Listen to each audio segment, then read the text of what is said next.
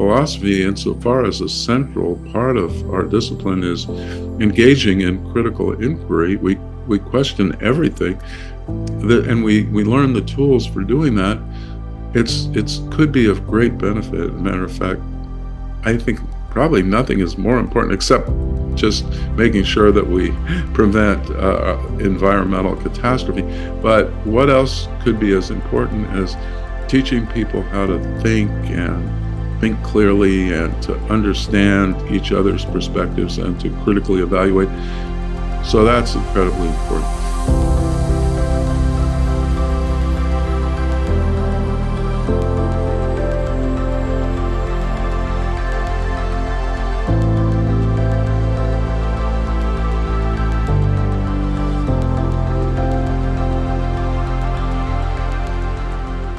Welcome everyone to today's interview, where we are very pleased to welcome Professor John Martin Fischer. He is Distinguished Professor of Philosophy at the University of California, Riverside. His philosophical work focuses on free will, moral responsibility, as well as death, near-death experiences, immortality, among other things. His books include The Metaphysics of Free Will, My Way, Essays on Moral Responsibility, Death, Immortality, and Meaning in Life, and more. He also has numerous published articles. Feel free to add anything, but with that, welcome and thanks so much for being here, Professor Fischer. Okay, thank you very much. That's a very kind introduction, and I'm glad to be here. Awesome. So I think to start out, if you could just briefly describe what your current views are on free will and moral responsibility, just in general. Yes, my general view still is semi-compatibilism, or sometimes it's called semi-compatibilism, not incompatibilism, semi-compatibilism. It's sometimes called source compatibilism. And it's the view that moral responsibility is compatible with causal determinism. You could also say God's foreknowledge, but let's focus now on causal determinism. So moral responsibility is compatible with causal determinism, quite apart from whether free will, in the sense of freedom to choose and do otherwise, is compatible with causal determinism. So the idea is my view about moral responsibility doesn't depend on my view about freedom to do otherwise. Freedom to do otherwise may or may not be consistent with determinism. I don't take a stand on that, although I have my views. But semi-compatibilism in itself is neutral as regards the relationship between causal determinism and free will. But it states that determinism is indeed consistent with moral responsibility. So that's been my general view for a while. And although I now have some modifications, as you might expect, in the details of how one might want to motivate, defend, justify the view, I still hold the same overall semi-compatibilism. Right. So one of the key points there is that is that free will, in terms of the possibility of doing otherwise or something else maybe, is independent in some way from moral responsibility. And so, but that's not everyone accepts that, right? Right. On some views, free will just an action is free just entails that in some way you could intentionally be morally responsible for performing or something like that. Or the reverse is true as well. To be morally responsible requires some freedom. So yes. How would you respond to people who kind of either tie them together conceptually or think that there is some strong connection between them anyway? Right. I too think there is an important connection between moral responsibility and control, some sort of freedom. But what's important to me is to distinguish two kinds of freedom and two kinds of control. One kind of freedom is freedom in the leeway sense or alternative possibility sense, so freedom to choose or do otherwise.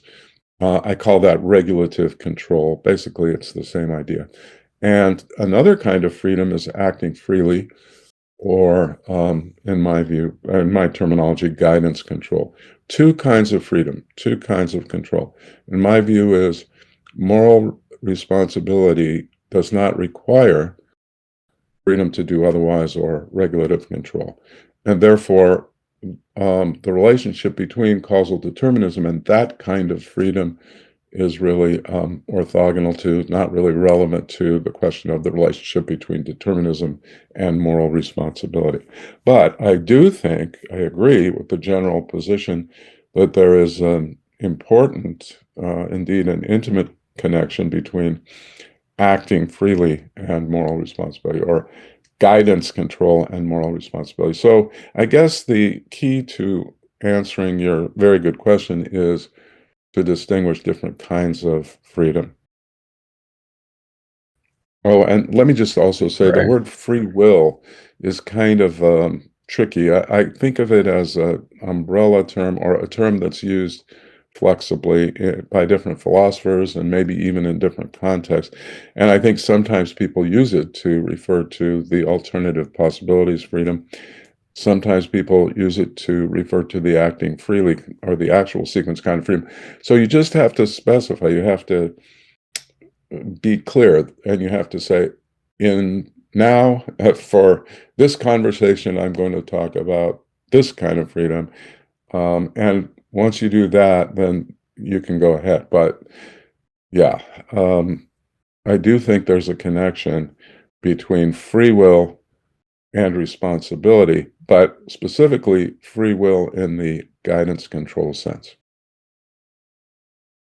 Right. Very good. I mean, and something you said there sort of preempts one of my other questions about uh, what we mean by free will, because this is sort of general concern that disputes over free will might not be really substantive. People could be just talking past each other if they mean different things by the phrase. And so, do you think this is a serious concern?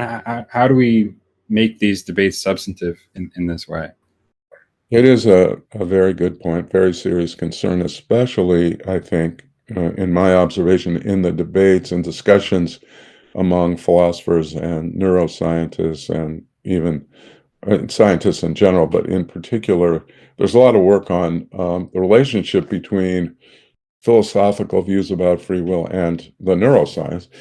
And unfortunately, many neuroscientists simply define free will in the libertarian way. So, according to them, free will, just by definition or by its nature, requires the lack of, or the falsity of, causal determinism.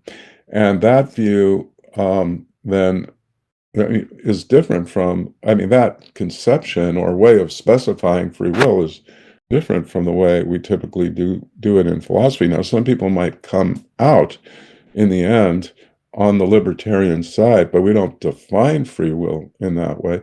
So, yes, often I think you go to a conference where on free will and neuroscience, or you look at a book of essays, often you have to be careful because people are talking past each other. And that's one of the helpful things philosophy can bring to neuroscience or to these debates, is a more nuanced account of free will, according to which it doesn't follow, let's say, a particular deterministic or indeterministic way of viewing free will doesn't follow from the concept. Yeah, very good. Yeah, I think I share a lot of those feelings about the matter. And this is something. I mean, you've talked a lot about different arguments against compatibilism, both with respect to moral responsibility and free will, such as Van Inwagen's consequence argument, Peribum's for case argument, flickers of freedom, response to Frankfurt cases. What do you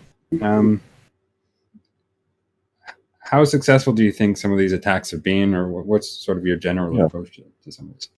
Well, in a way, I've been always kind of focused on these attacks or these concerns.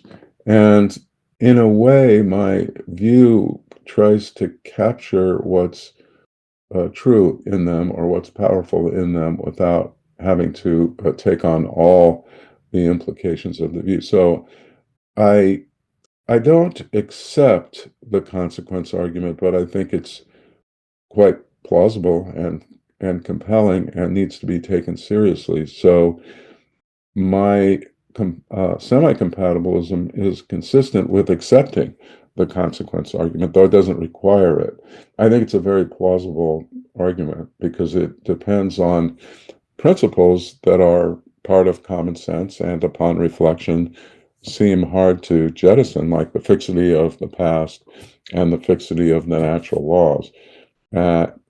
If you accept the fixity of the past and the laws in a certain sense, that has to be made clear, then you definitely, in my view, have to accept that if determinism is true, then we can't choose or do otherwise. So we don't have regulative control. I do think there's wiggle room there because various philosophers, including David Lewis and others, have resisted the claim that the past and the laws are fixed in the sense required by the argument. So I don't think the consequence argument is decisive, but my view, my semi-compatibilism doesn't depend on the lack of soundness, the unsoundness of the consequence argument. It's consistent with its soundness. It's a serious worry. And then the four-case argument. I should just point out that these arguments, all of them, are contemporary crystallizations of ancient worries, worries that have been around for millennia or at least centuries. And Van Inwagen, as I said, crystallized it or regimented the ancient argument about incompatibilism, and he did so in a powerful and compelling way that makes it clear that the arguments can be regimented in a sound way, and then the question is about their validity. So we can focus in on Van Inwagen's presentation, but he's certainly not the first or the only one to present the argument, and he did it in a compelling way. But Carl Genet is another contemporary philosopher who's done important work on regimenting the argument, and the theological version of the argument has been regimented by Nelson Pike in a famous 1960s article in the Philosophical Review and a later piece by William Hasker. So, having said that, the four-case argument, again, is a particular crystallization and powerful presentation of worries about manipulation that have been around actually since the ancient Greeks and their concerns about the gods taking over, intervening, and controlling their minds. And so, but in any case, it's a legitimate worry. The worry is basically that there's no in-principle difference between ordinary causal determination and the kinds of manipulation, secret, covert manipulation, that are problematic or undermine our responsibility. So given that there's no difference, and given that we feel that that kind of manipulation undermines responsibility, we should rethink our compatibilism. And again, I think it's quite a compelling set of worries. It can be presented in different ways, perhaps using different metaphors or different thought experiments. My own view is that none of the manipulation arguments in the end work, although they raise important questions. I do think that we can argue that there are important differences between the kinds of mechanisms involved in deterministic agency and the kinds of mechanisms that are being considered in the manipulation cases. So I do reject the manipulation arguments and in particular the four-case argument. But I don't think it's easy to, I mean, it's not like a very simple proposition to show that these arguments are problematic. And I think these arguments are good. These arguments, the four-case arguments and other manipulation arguments, Al Mealy has famous zygote argument, which in a broad sense is a manipulation argument, though it's what I would call an initial design argument.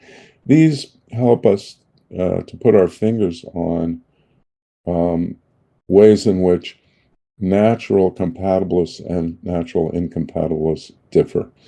Because I find that people who are inclined toward incompatibilism, they're really convinced by the manipulation arguments. People who are inclined toward compatibilism don't find them so powerful. There was, the flickers of freedom. I'm sorry to be going on for so long, but these are things they're interesting and they're important. In the Frankfurt cases, the Frankfurt style cases, which we can talk about, we can talk about them more fully later if you want, but they're cases that motivate or help to motivate compatibilism about determinism and responsibility, because they involve preemptive overdetermination, or they involve some fail-safe device that's present but doesn't actually play any role in the agent's decision or deliberation or action. But arguably, they rule out alternative possibilities, and arguably, at least, when the agents act and the counterfactual mechanism or the fail-safe device doesn't play any role, then they can still be morally responsible, even though they didn't have alternative possibilities. Those are examples that, again, go back in history. Harry Frankfurt's not the first. One of the morals of the story here is that it's hard to come up with a totally new insight. What we're doing is we're basically taking insights that have been around and presenting them in different ways or with a different twist to make them compelling, perhaps, or highlight aspects of them that perhaps weren't highlighted. So John Locke, considered a man who was locked in a room, but he didn't know the room was locked. And when he awakened, he thought about leaving, but he decided to stay for his own reasons. So Locke argued that he stayed voluntarily, though he couldn't have done otherwise. So you could think of Frankfurt's examples as contemporary versions of Locke's example. In any case, I believe that this is a significant challenge to the implication or the inference that some of us make from the Frankfurt cases, the inference that moral responsibility does not require freedom in the sense of alternative possibilities. Some of us make that inference or draw that conclusion. I'm one of them. Others resist it strongly. But let me just say, I think the challenge is an important one and not easy to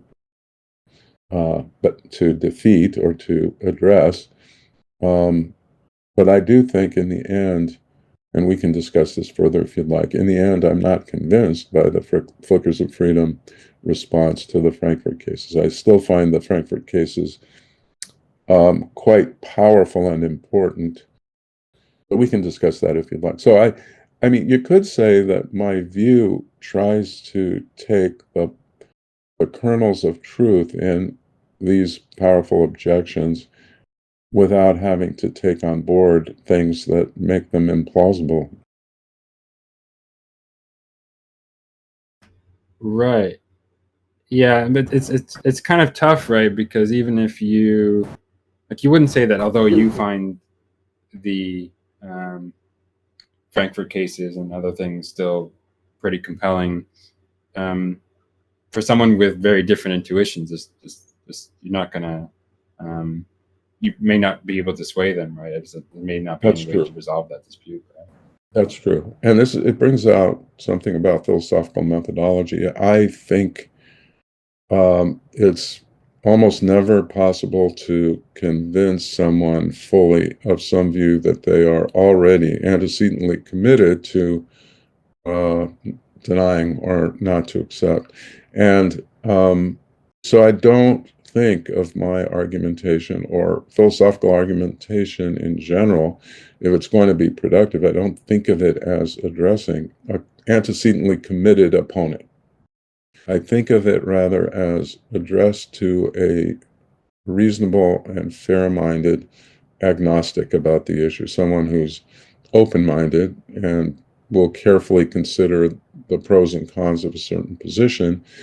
And that should be the audience. Now, some people, now it's not clear when you think of that abstraction of a fair-minded, reasonable agnostic about the particular issue, how much you bring in terms of their natural inclinations or intuitions. I'd like to kind of leave out the part where they have strong antecedent intuitions, but then in the end, how do they make their decision? So what I'd like to say is that a philosophical argument is successful, or at least makes progress, is a helpful contribution if it, insofar as it moves a fair-minded agnostic toward the position, the target position. Doesn't have to move them all the way, doesn't have to convince them, but given that they start as agnostic, then in the end, if you make it more plausible to them, the target view, I think that's a helpful, good argument. And that's just realism about these things, because in my career, which, about 45 years, including grad school, of thinking about philosophy, I've noted that you really can never convince someone who's a committed opponent of a position. You can't convince them decisively. You can make them think, I now see the other side. I'm a little less strong in my view, but you can never convince them. And it's even hard to make any progress on someone who already has a dog in the race. They have a stake, and a professional stake sometimes. Someone has got tenure based on a view, or someone wrote it up in their dissertation. Now they're trying to get a job. And so they're not going to be movable generally. There are only a minority of philosophers who are able to really be honest about their views. There's a tendency that we have to be not to fully admit the problems with our views because they're institutional pressure. All right, so that's probably too much information. The answer to your question is I know I can't convince decisively even fair-minded and reasonable agnostics about the Frankfurt cases. If someone asks, do the Frankfurt cases decisively show that moral responsibility doesn't require alternative possibilities? I can't. I could defend the examples like them. I could present different versions. I could defend the examples against objections. But even so, I don't believe that there is a decisive argument that should or would convince an agnostic. But I also don't think decisive arguments are what we should even aim at in philosophy, and we shouldn't expect them. So I do think my defense of the examples should move a fair-minded agnostic move the needle a little bit toward compatibilism. But if it doesn't, I'm not going to consider myself a total failure. If it just makes them aware more clearly of the compatibilists' intuitions and what kind of motivates us, even then I think it can be helpful. Very good. Yeah, I think a lot of that is it's a good way to think about philosophical disputes in general and how we can make progress. Yeah. Thank you. I like that. Thank you. So I was wondering what you might think of the following sort of approach to maybe to free will and also to moral responsibility, and it's based on the idea that free will or moral responsibility isn't the sort of thing that might be aptly described by like a list of necessary and jointly sufficient criteria. Instead, we start with various judgments, reactive attitudes, intuitions, and so forth, and then we try to develop a general criteria or description of quote unquote free will or moral responsibility that accords well with those judgments and intuitions. And the account that we arrive at might not generalize well to strange novel cases, but this isn't really a problem if the concept was never intended to generalize in this way.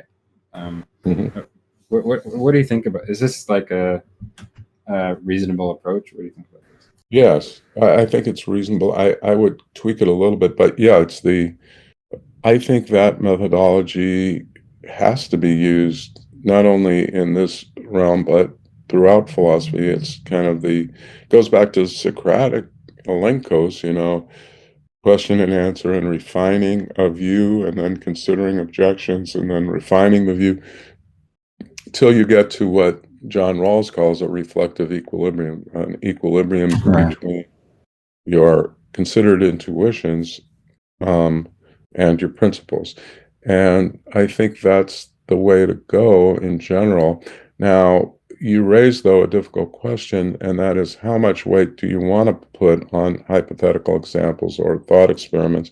Now, in general, we do need to test our views against hypothetical examples, and that's one thing that makes philosophy different from politics or the law, or at least, I think if you're doing politics right and you're doing the law right, then you do have to consider hypotheticals, but often they're able, because of the nature of those institutions, to put aside hypothetical. But in philosophy, we do need to consider them in order to get at the truth, because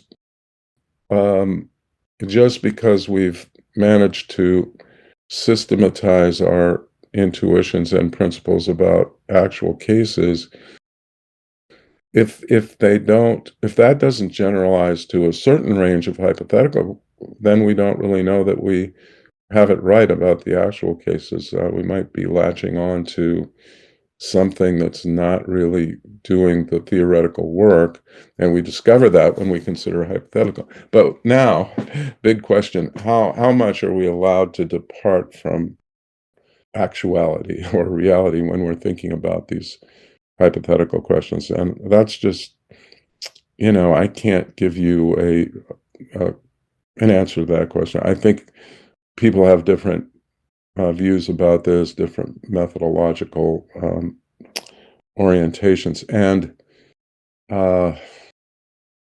so I will say that in using fantastic or science fiction kinds of thought experiments, we have to be really careful, and we have to think about whether some of the ways in which they depart from actuality, and realistic circumstances, some of those ways might be affecting our intuitions about the example or the case kind of secretly or in a clandestine way.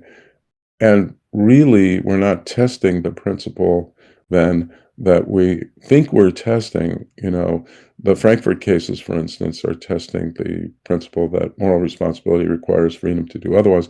But if there are other factors that are playing roles in our intuitions, then we might not have a good test of the principle. It's like a controlled experiment in science.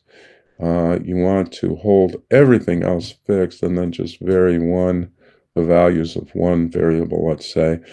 But if there's a certain contamination, or, you're supposed to have a vacuum, but you don't really have a vacuum, or you don't have a clean Petri dish, there's already some germs growing in it, well, then the test is not valid. Same with philosophy. And so I have to say, even though it's kind of disappointing, I think what you say is pretty close to where I'm going to end up, except I think I'm going to allow for a range of thought experiments that do depart from actuality, but where you're very, very careful about evaluating at those departures and trying to make sure that they're not secretly affecting our intuition.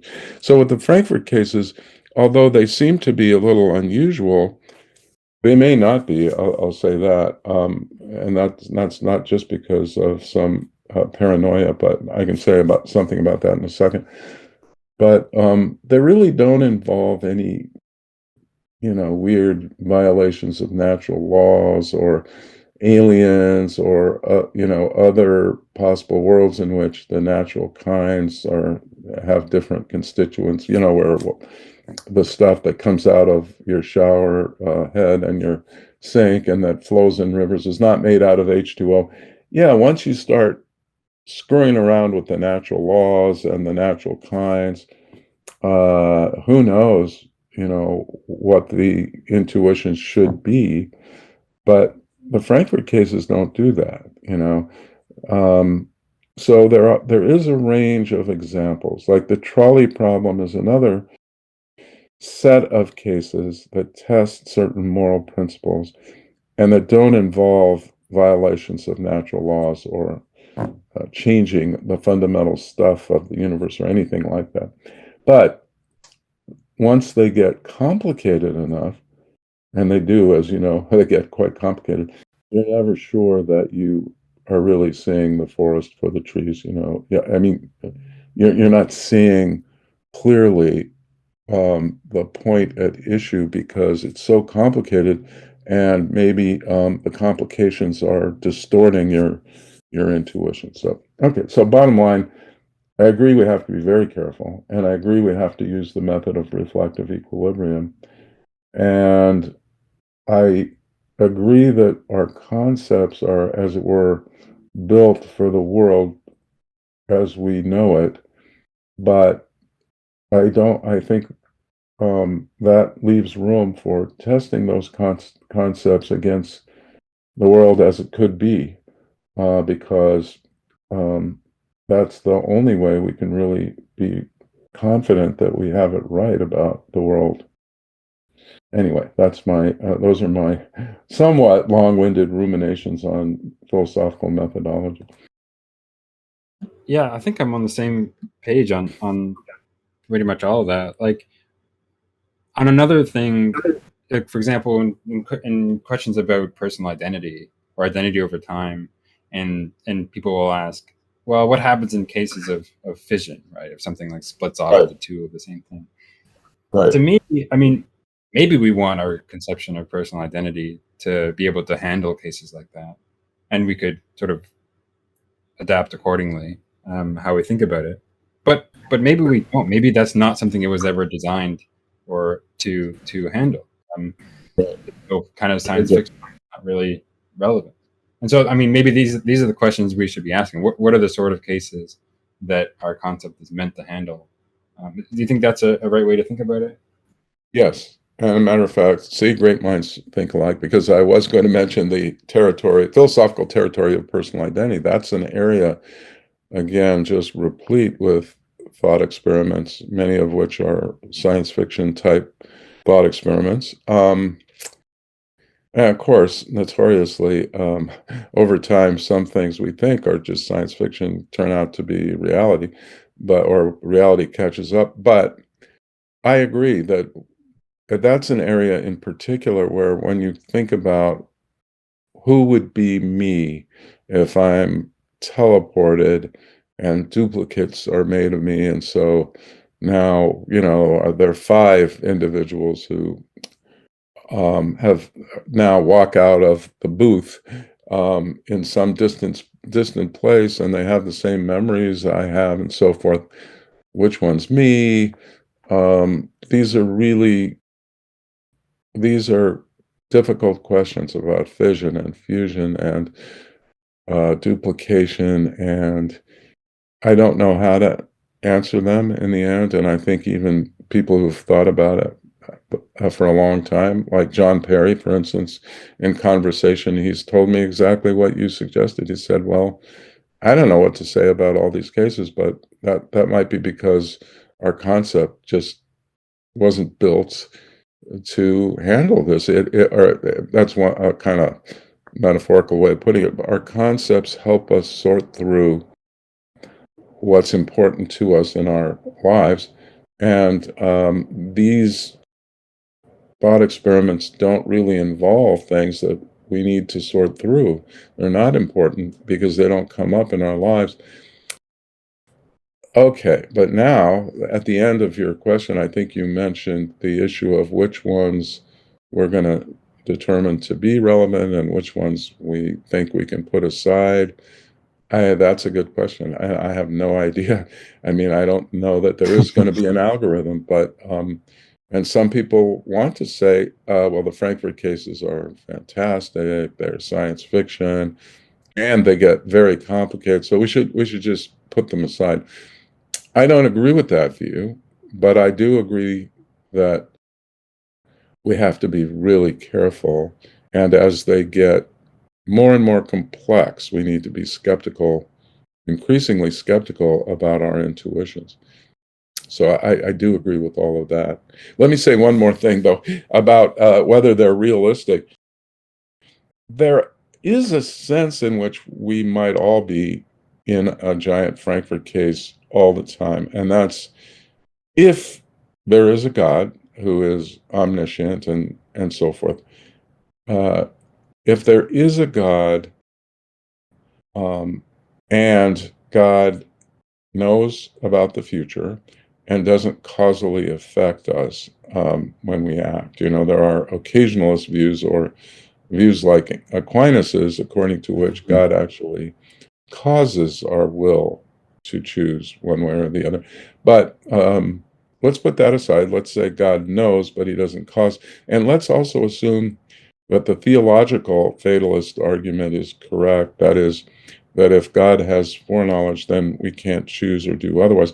Then this would be a Frankfurt case. We'd all be living a Frankfurt case because there's some factor, i.e. God's prior belief, some factor that makes it the case that we can't do otherwise, but plays no role in our actual choice and action.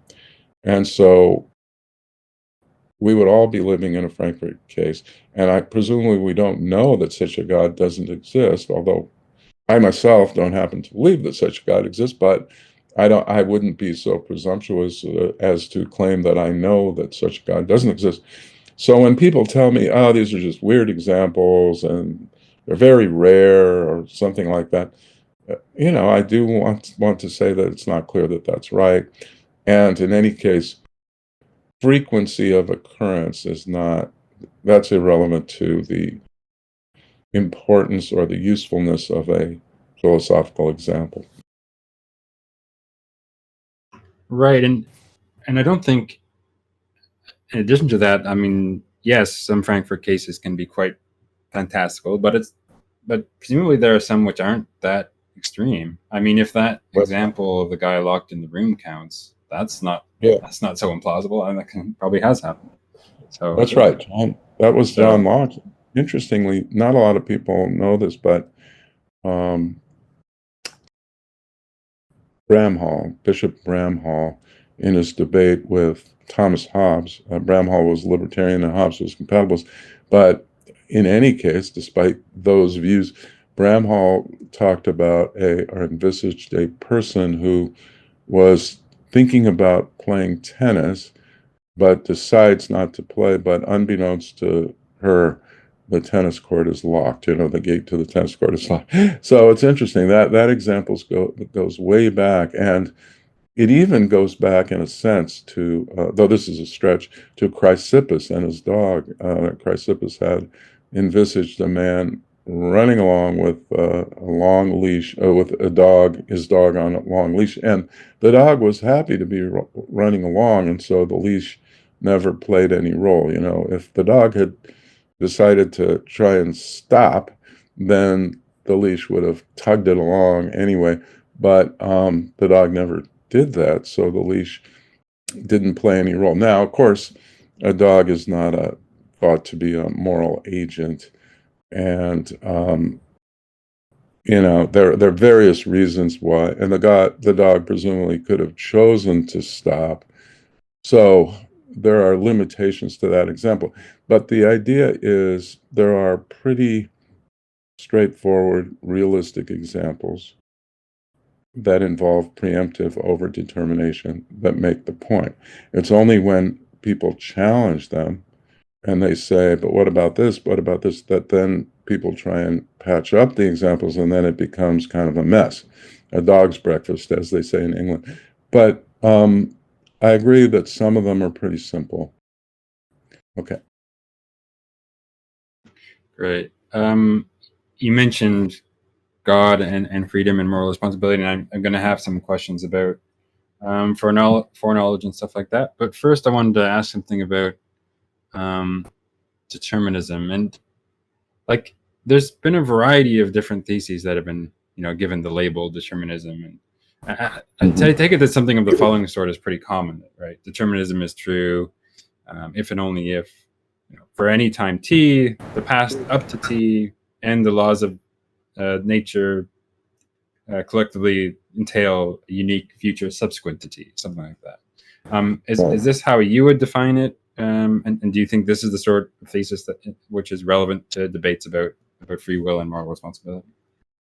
Okay, good. Well, it's close to how I would think of it. Like most things in philosophy, interesting things, it's much more complicated than the simple idea, but that we can work with the simple idea. There's a book by John Earman on determinism where he kind of looks at different accounts or things that people think in physics, and he tries to figure out what is implicit in their theories about determinism and so forth. And it becomes extremely complex. And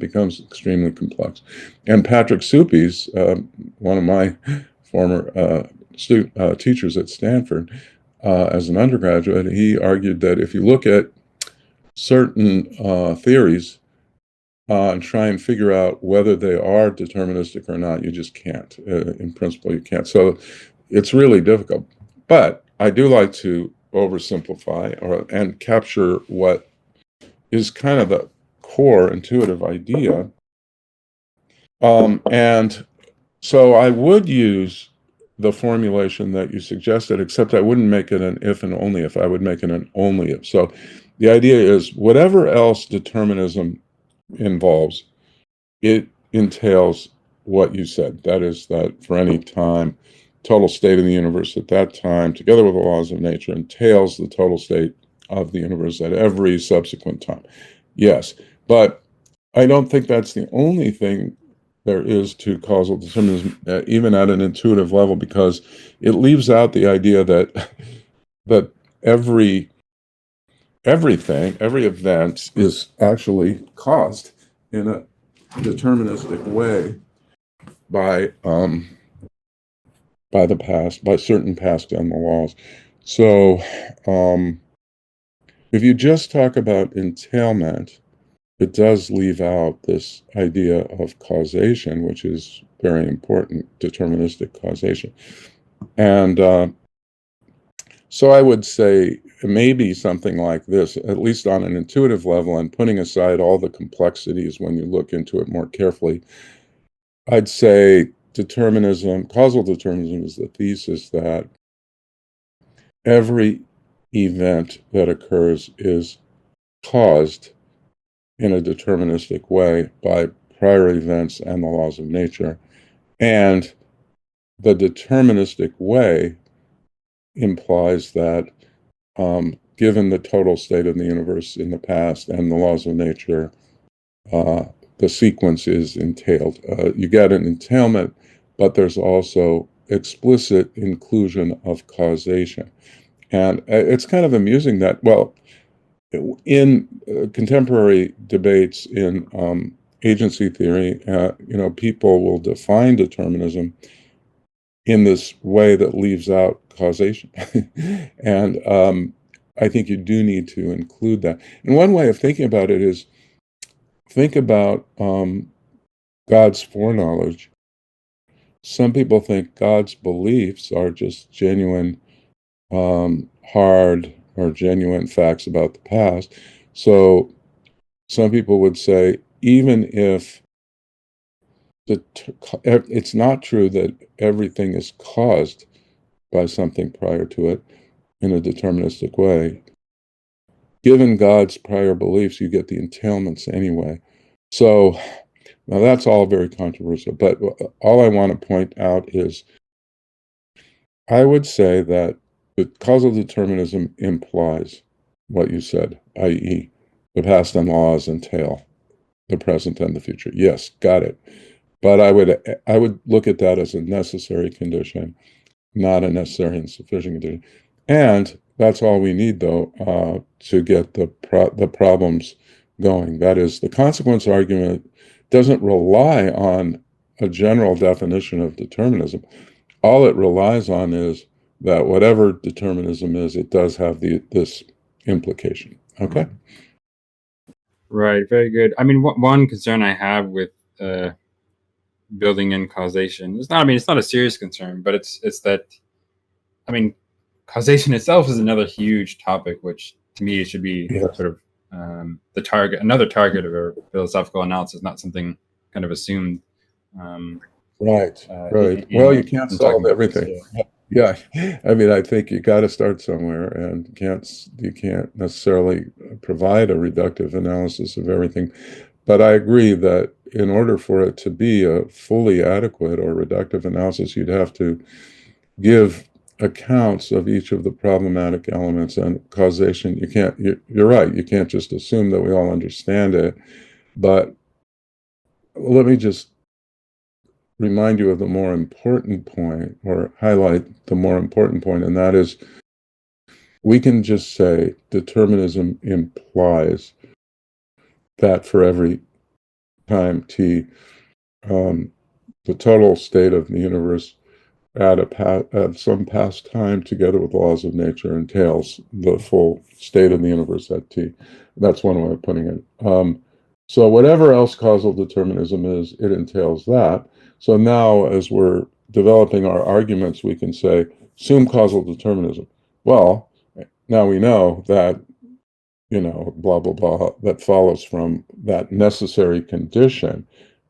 So we don't really need, I was just saying the way I would go in giving a full set of necessary and sufficient conditions would be to add something that indicates that there are causal links and doesn't just invoke entailments. But how you're going to account for causation, that's going to be important if you're going to fully reductively define determinism. I agree. Fair enough. Yeah, that makes sense. And just one more follow-up on determinism. So I sometimes worry about how we should think about the thesis in light of modern physics. So, for example, given relativity, there are many pairs of events for which there's no frame-independent fact of the matter regarding their temporal ordering. So, accordingly, it's not obvious that what we should include when talking about the past relative to some time t. Is it some objective past? Is it the past of some particular reference frame? But details aside, the general concern is that in conceptualizing determinism or forwarding a thesis of this sort, we may be taking for granted certain features about time or causation or the laws of nature, which might turn out to be unwarranted or even false. What do you think this is a reasonable concern to have, and how would you approach it? Yes, totally reasonable, totally, and very difficult. And right, so if you have a relativistic picture in physics, then presumably there is no framework independent, past or present or future. Time would be relative to a certain framework, I guess. I don't know enough about physics to really authoritatively speak, but I do know that it would seem that you would have to say relative to this framework, a particular frame of reference, there's a past, present, and a future, and that our definition of determinism has to be relativized, and then the truths that we are going to be presenting, or the putative truths, the theories, would have to be understood as being embedded in this frame of reference. It's not that unlike ethics, where we start with certain intuitions and systematize them, and then someone like Rawls and others would say, of course, this doesn't apply when you leave the framework of our own intuitions. This is just implicitly, at least, relativized. Presumably, that's the way we would be proceeding. But if we wanted to make our views a little bit more science-friendly or science plausible, but yeah, there's even a deeper challenge, and that is that it might be that science, the best science, just dispenses with past, present, and future. It's a kind of tenseless theory. And then how do you capture the idea of the fixity of the past? Now, or how do you capture what's important about that, but doesn't violate the physics that's tenseless? That's a really difficult question, and I don't despair of answering it. I think some people think there are ways of reformulating the consequence argument in a way that's consistent with a physics that's relativistic and or dispenses with, I don't know how to put it, that adopts the B series and not the A series. It does not believe in the passage of time.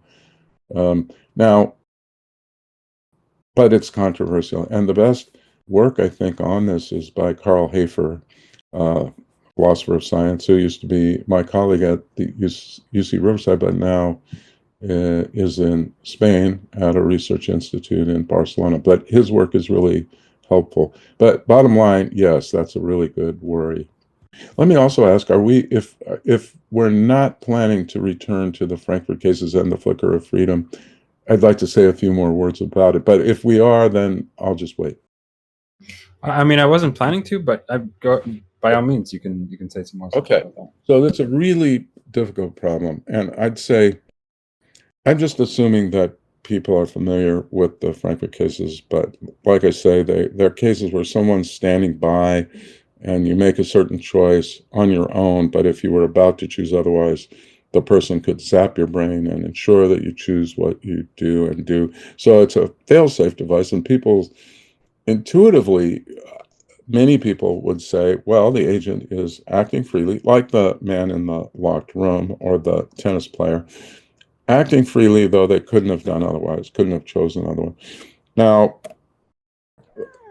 a challenge is that many people will say, no, the simple versions of the examples are pretty plausible, but you can't really draw the conclusion, because when you look more carefully at the examples, there really are alternative possibilities. That's called the flicker of freedom. There's some flicker of freedom. There's some maybe hidden, but nevertheless genuine. And upon closer inspection, we can find a real alternative possibility. So you haven't really gotten rid of all the flickers of freedom.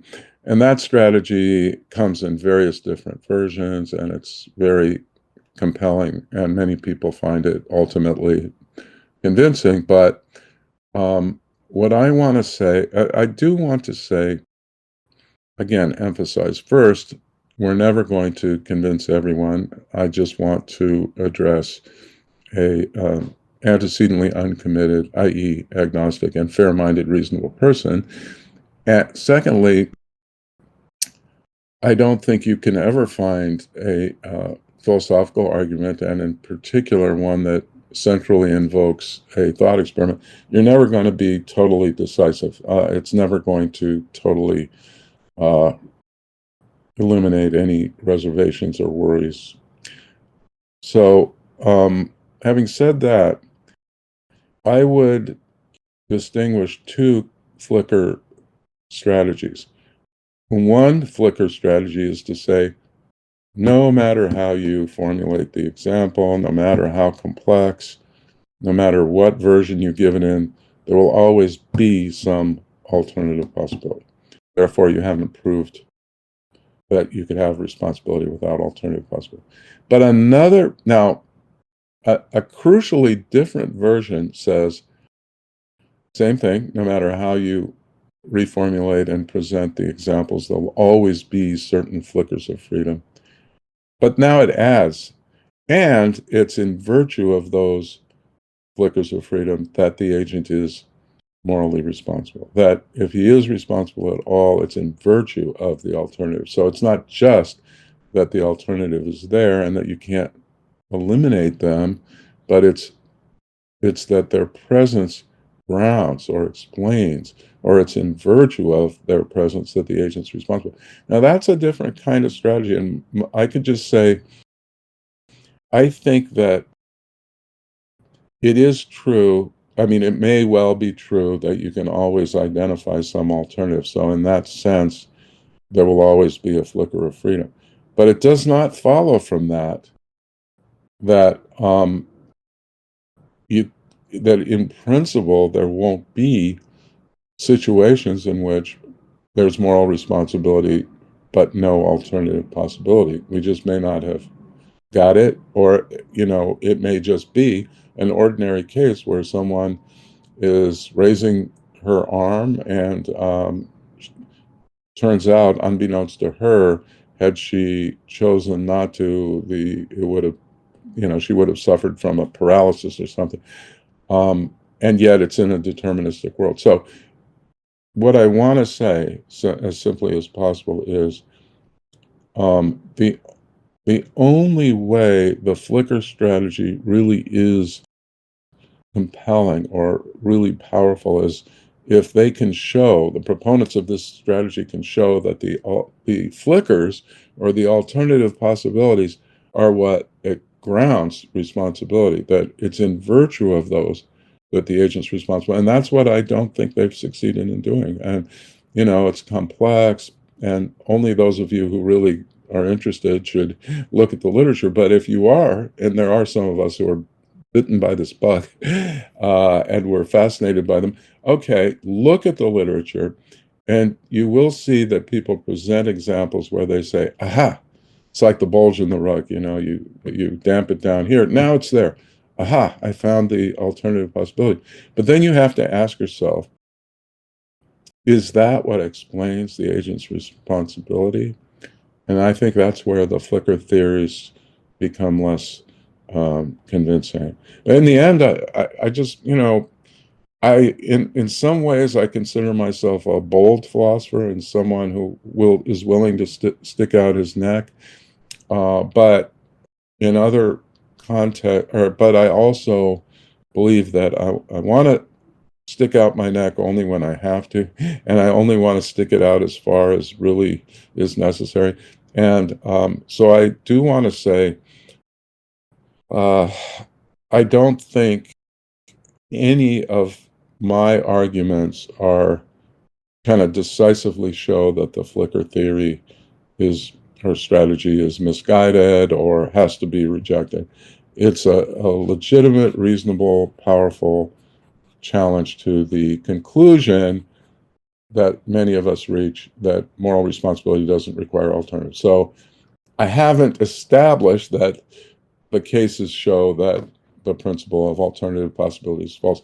But on the other hand, importantly, I think I've pointed to reasons why the strategy is not obviously correct either. So we get a kind of standoff, or a kind of philosophical stalemate where then it's kind of up to the individual how much weight they want to give to it as they continue their theorizing. And my own view is, even if the examples are not decisive, they latch onto something powerful and suggestive, and they don't show that it's in virtue of the alternative that the agent is responsible.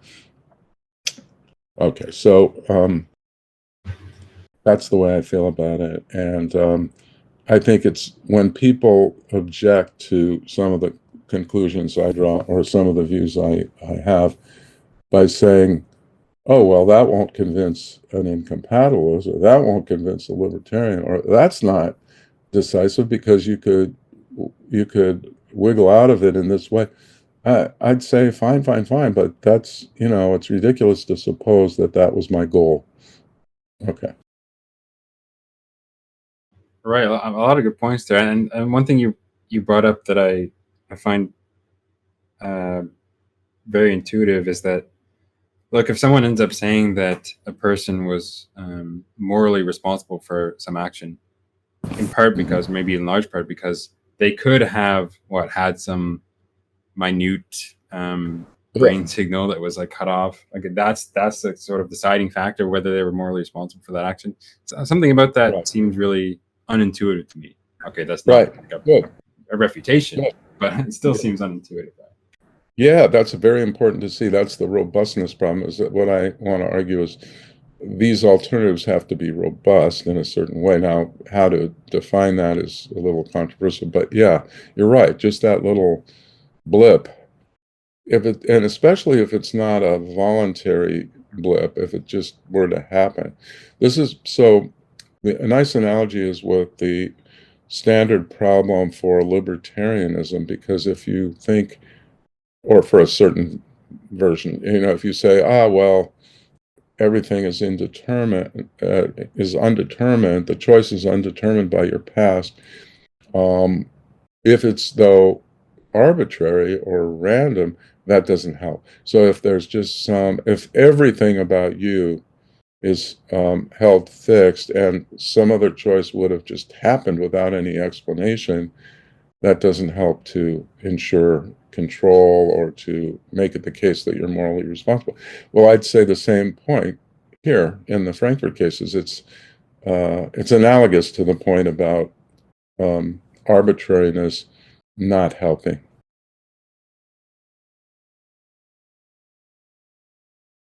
All right, very good. Let's see. One thing you brought up a few times is the fixity of the past, and I had a question relating to that, because it's something that comes up both in the literature on free will, but also on like decision theory and some related things. It's the idea that the past is in some sense over and done with. It's fixed, whereas the future, on the other hand, at least on some views, is not fixed in this way. It's it's open. It's a garden of forking paths, perhaps.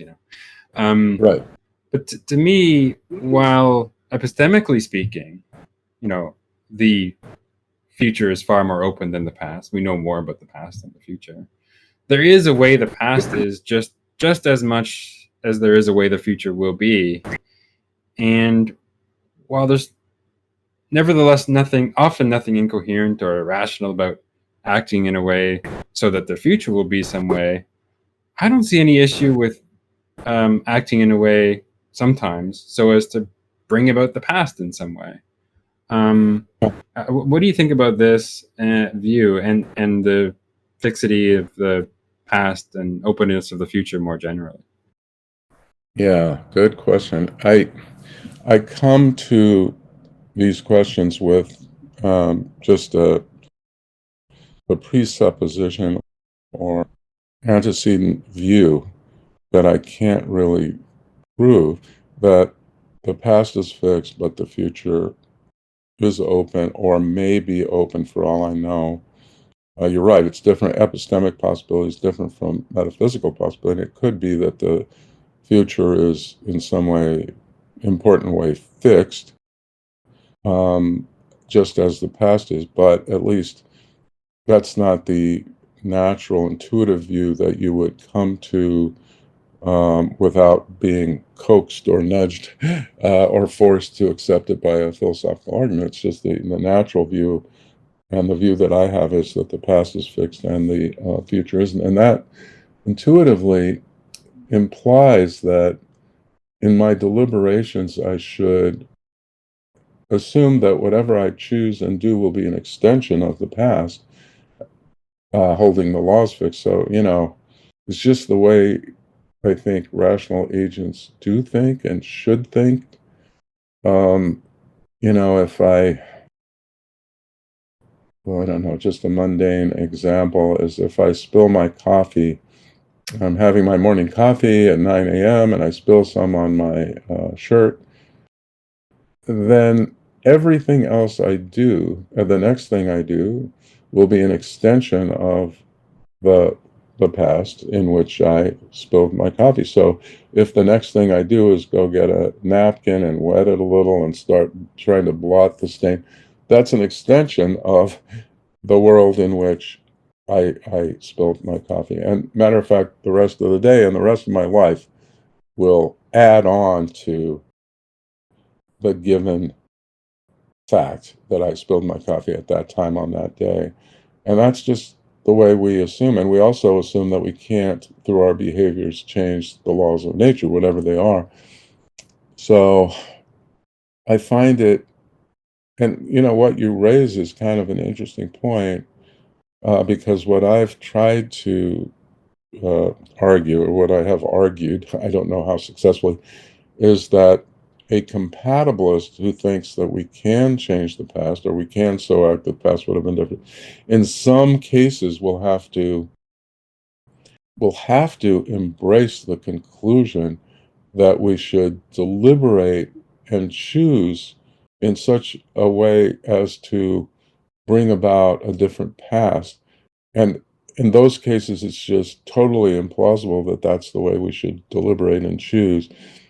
I mean, my example is, let's say there was a terrible accident yesterday, and someone slipped when ice skating and broke their back. Something terrible happened yesterday.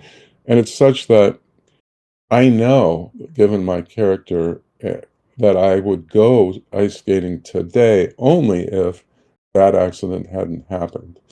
But, I just would not do it unless that accident wouldn't have happened. So it looks like a compatibilist, and I'm really oversimplifying, a compatibilist who thinks the past is not fixed might well have to say, well, yeah, that's a reason for me to choose to go ice skating today, and I should consider that a reason, a strong reason, and maybe I should choose to go ice skating, because then I would be, in a way, making it the case that the accident didn't happen. But what I believe is that's just a deeply flawed and implausible way to reason. You shouldn't reason that way. And it seems to be this problem comes from the idea that I can somehow deem the past within my control. At least so I guess the bottom line, or the simple answer, is I have this pretty strong intuition that the past is fixed and that the laws are fixed, and therefore I have a pretty strong inclination to accept the consequence argument. But at the same time, I do think it's more complex, and there are ways of responding to the consequence argument that I can't show are decisively to be rejected. So there are versions of the local miracle compatibilism, the view that I can sometimes act that certain laws wouldn't be laws. That's David Lewis's view. And it's a Right. view I sketched out as well in my dissertation. David Lewis is famous for it, and justifiably, because he did it much better than I did. But then also there's the multiple past compatibilists who believe that the past is not fixed. And in both cases, when an ordinary person who hasn't been corrupted by a lot of philosophy hears those views, they would say, those are just crazy views. But in any case, I think that they are implausible, but I can't decisively refute them. Okay, All right. Yeah. So on that, it's a very complicated issue, as you suggested. There's a lot of things that I would want to say, but I'll just say a couple of things, and maybe I'll get your thoughts on that. Okay. On the present and future being an extension of the past, of the actual past, so to speak, I would of course agree with that, but only in the same way that the present and the past is like an extension, or extension in the other direction of the future, right? Yeah. I'm not sure I don't see that asymmetry there, in other words. Yes. You're right. So, I mean, maybe there's an asymmetry in how much we know about the past and how much we know about the future. And acting in a way to bring out so that the past would be other than what we believe it to be is, I think, irrational. I would agree. But that doesn't show that there are no cases in which acting so as to bring about the past a certain way is irrational. Maybe, and then here we might talk about certain like Newcomb type cases or smoking leech, stuff like that. I think is actually I think reasonable examples of where we might act so that the past is a certain way. But right. Yeah, complicated issue.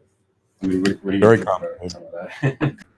They are very complicated, and I do have my own way of thinking about these cases, in particular the Newcomb case, and also the grandfather paradox that has to do with time travel.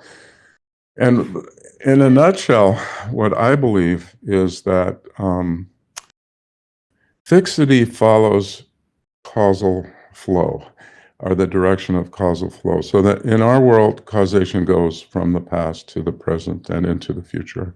It goes forward in time. Whereas you could imagine that, and it seems to be coherent, that causation could go backwards. And so what I think is, if causation goes forward, then the past is fixed, and my deliberation should take that into account. And with regard to the Newcomb's problem, I would just divide it into two possibilities about the past. And I reasoned that on one possibility, it's rational to do so-and-so, and on another possibility, it's rational to do so-and-so. And but in each case, I'm saying I'm holding the past fixed, even though I don't know what it was decisively.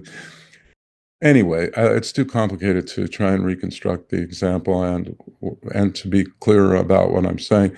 But the main point is, I think that if there is backwards flowing causation, then you have to hold fixed the future. And so my deliberations then could take into account the possibility of changing the past, because if time goes backwards and I'm capable of time travel, I can change the past. I can change certain aspects of the past, but not others. So let me, I don't know if this is helpful, but the grandfather paradox has to do with, if time travel is at least logically and metaphysically possible, it's not feasible, but if it were possible in this sense, then I could presumably go back in time and shoot my own grandfather. Okay. Not that I would want to or anything, but I could. It seems like I would have the capacities required to shoot my grandfather. And yet, if I were to shoot my grandfather, I never would have existed. So it's this paradox. And what I want to say is, okay, fixity follows the direction of causation. And in this case, at least along this path, I'm not saying the world has only backwards flowing causation, but on this path, causation is going backwards. Therefore, you have to hold fixed the future. And so, holding fixed the future, there's no world in which I went back and killed my grandfather, because we're holding fixed the idea that I exist.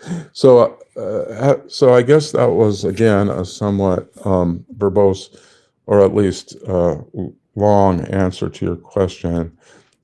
And the simple answer is, I would kind of probably want to dig in my heels that if causation goes forward, then it's not a legitimate reason for me to act in a certain way that the past would have been different from the way it actually was. That's just an intuition I have.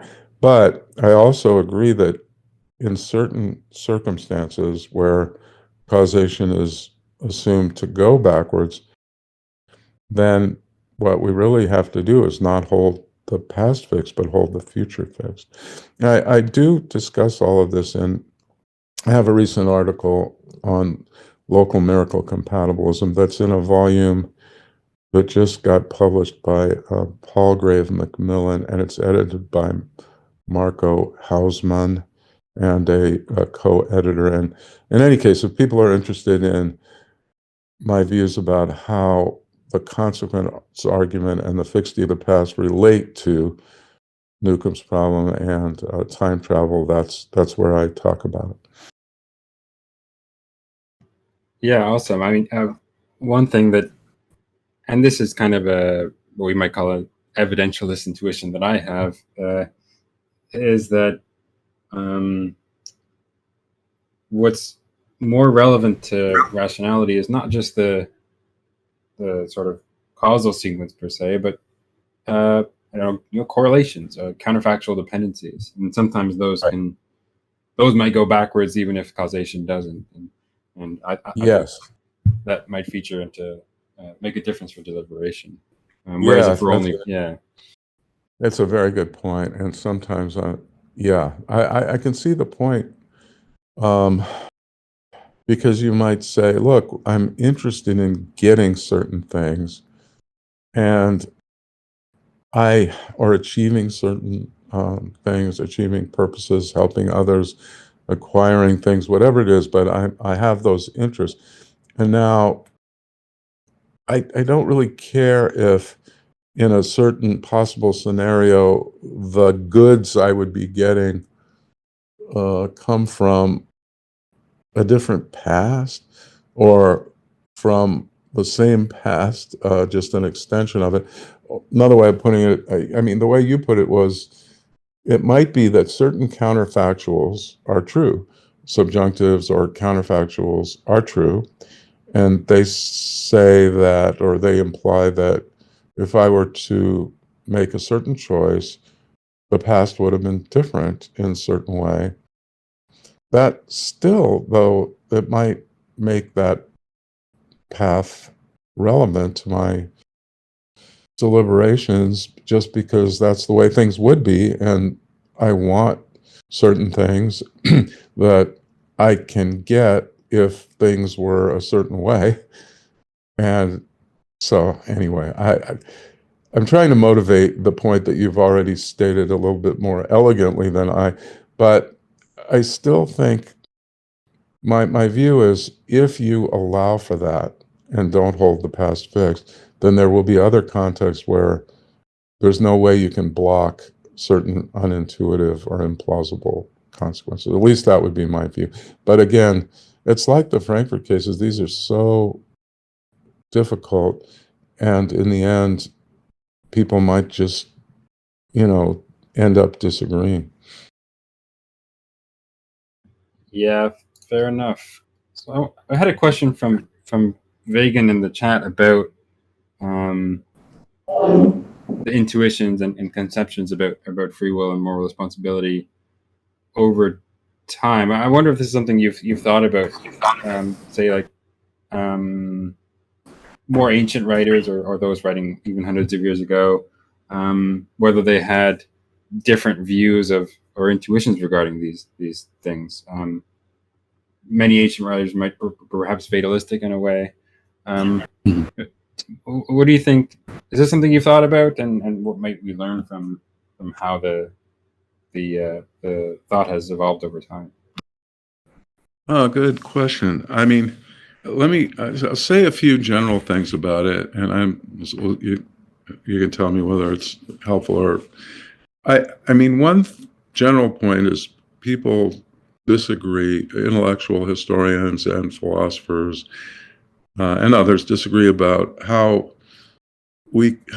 far we can abstract from the particular history of a certain era, or in evaluating the views that are put forward in that era by particular philosophers. Like how much can we say people from different times and places with different histories and different cultural milieus, different views that are kind of taken seriously and not.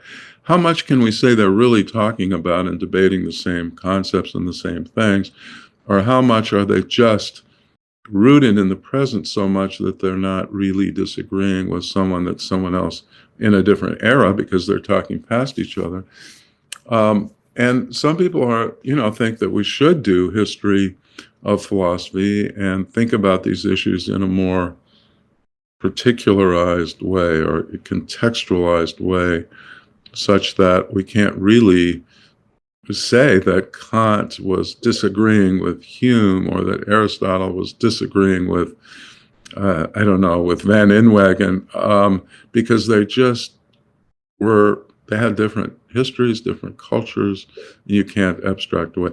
Now, others think, as long as we're careful and as long as we know what we're doing, we can think of the great philosophers and other philosophers as discussing basically the same things, the same concepts, the same things, and having different views about them. I'm more along the latter line. I do think it's productive to take seriously the historical context and cultural context of philosophers, but not to assume that they're not addressing the great perennial problems that others do. So I mean, those are, it's very difficult to resolve that, and serious philosophers you'll find on both sides. But secondly, I would say that certain problems are salient and may even only arise at certain periods. So in ancient philosophy, people were very concerned about fatalism and what would be the case if it's now true that there will be a sea battle tomorrow and so forth. So logical fatalism, and to some extent theological fatalism, where it wasn't a monotheistic view, but the gods could intervene in our lives. But then during the Middle Ages, it was more theological and evolved to, at least in Western culture, monotheistic theology, and whether God's existence or God's foreknowledge could be compatible with our free will. But then in the modern era, with the rise of science, people then became more concerned, and they're still concerned with the other issues, but they began to be concerned about scientific explainability or scientific, possible comprehensive scientific explanation in terms of the past and also determination. But that wasn't really a possibility when Aristotle or Aquinas were writing, or Occam. And so different issues become more salient and available given changes in the cultural milieu or the social circumstances and even intellectual advancements. So those are two general points that I would make. Now, let me just leave it at that. But you could press me if there's something that I really wasn't picking up on the question. No, that's good. I think it's some useful insight there, and I think this sort of transitions well into some of the other questions I wanted to ask about divine foreknowledge and free will. And you've explored the possibility of what do you call it, like an actual sequence view of free will being consistent with divine foreknowledge. And right. So I think I agree, at least that if the actual sequence view is plausible enough on its own, then the addition of some God which knows the outcomes of our choices changes nothing so long as it doesn't undermine the features of the actual sequence relevant to freedom. Good. That's what I feel. So I think I guess maybe, if you could elaborate briefly on the approach first. And then... No. I wanted to just add that it's exactly parallel to causal determinism in my view, although I shouldn't say exactly it's parallel. It makes a stronger case for an actual sequence view of responsibility, because In the theological case, God's beliefs don't necessarily cause our choices and actions. So there's no deterministic causal flow through the actual sequence.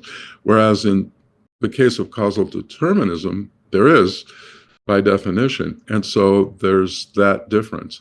But so I think reconciling God's foreknowledge with moral responsibility is, in a way, easier than reconciling causal determinism with moral responsibility, even if both determinism and God's foreknowledge rule out alternative possibilities. There's still this difference. I don't think the difference makes a difference ultimately, but there is that difference. So, but simple point, yeah, I wanted to tackle questions about theological questions, even within the context of perfect being theology. I want to tackle those with an actual sequence theory of freedom in mind.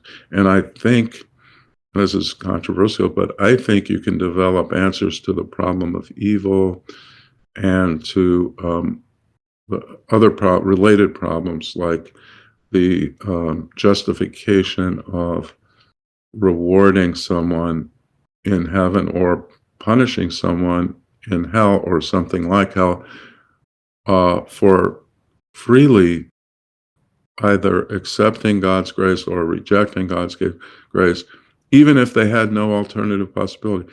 And so that's all, it's all, in my view, leaning on this notion of an actual sequence theory of freedom. Right. Very good. So I had a couple questions about like responses a libertarian might, not to the actual sequence view, but to divine, that they might have regarding divine foreknowledge.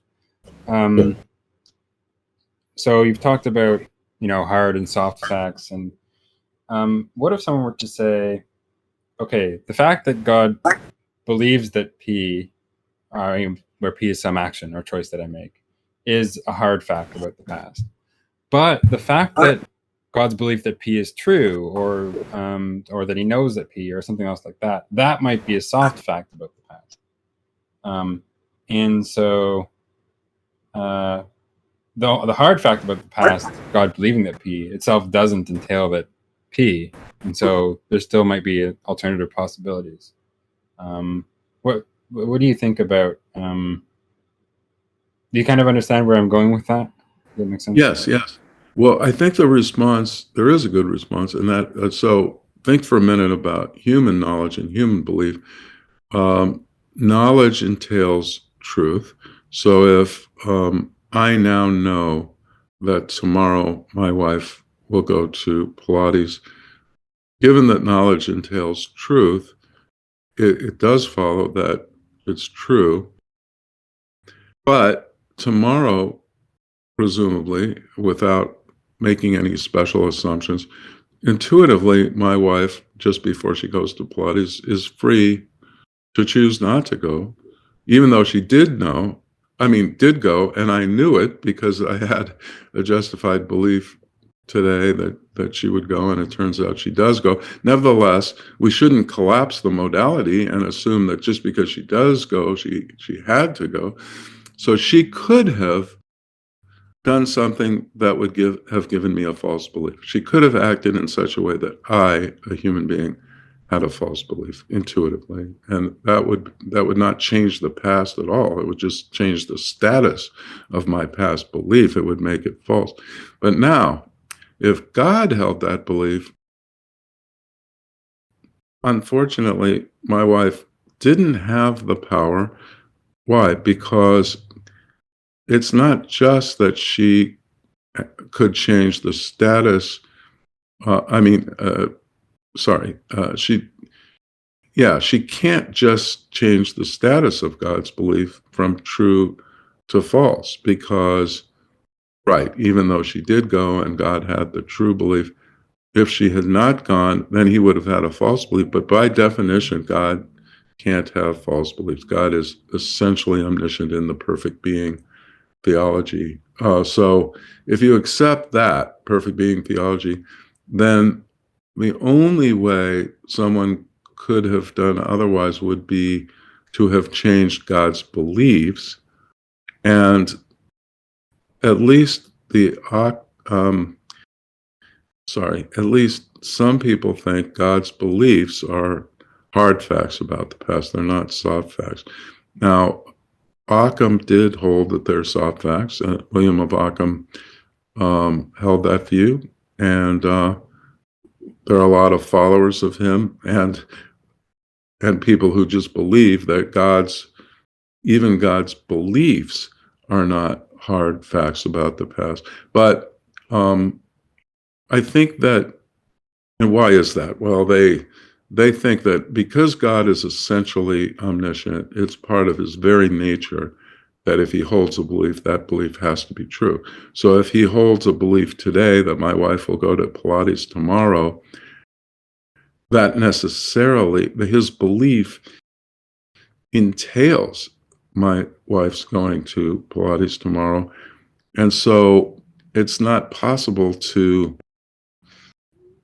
it's just not possible for her to not go to Pilates without changing God's belief, because she can't just change the status. I'm sorry, you might want to edit some of that out, but I'm not sure that I'm exactly answering your question, because I think your question was, some people might think God's belief is the hard fact, right? But God's... But the fact that it's true, yes, or that he knows it is soft fact. Yeah, but I think we're getting into complex territory, because some people do hold that God's belief is a hard fact, but it's the Occamists and the followers of Occam will respond by saying, no, even God's belief is a soft fact, because it's true that necessarily God believes that P, if and only if P is true. And another way of putting it is, God knows that P, if and only if P is true. God knows that P, if and only if God believes that P. That's in the nature, it follows from the nature of an essentially omniscient being. And it's not just that God knows that P, if and only if God believes that P. You can put that box outside that proposition. You can say, right, it's metaphysically necessary that God believes that P, if and only if God knows that P. That's part of what it is to be essentially omniscient, perfect. And so you can't really separate God's belief from his knowledge in that way. So if you say God's knowledge is a soft fact, then you would have to also say God's belief is, because you just can't separate them. Now, having said that, the Occamist does want to insist that the person who rejects the Occamist view does want to say that knowledge is different from belief, even in the case of God. And so some people do take the position that you do. They say God's knowledge is like human knowledge. It's not a hard fact, but God's belief is a hard fact. So that's just a different way of looking at it. And there are interesting arguments on both sides. Right. I mean, it may be that what I would be committed to if I took this view would be that God isn't essentially omniscient. Maybe if he has, right, maybe I would believe that he has all true beliefs, but it could have been that had we acted differently, say, some of his beliefs were false. But I guess that would be an unpopular view. But it's just a way someone could go, right? It's unpopular. It's unusual. It's non-standard, but it's not totally off the playing field, as it were. Marilyn Adams has an excellent and influential reply to Nelson Pike in the same journal in which Pike published originally his paper, Divine Omniscience and Voluntary Action. And Pike's paper presented an argument for theological fatalism or theological incompatibilism using the fixity of God's prior beliefs. And Marilyn Adams said, well, no, if we think of God as a role term, but the individual who is God is a particular being like Yahweh. It might be that anyone who is God in a possible world will only have true beliefs.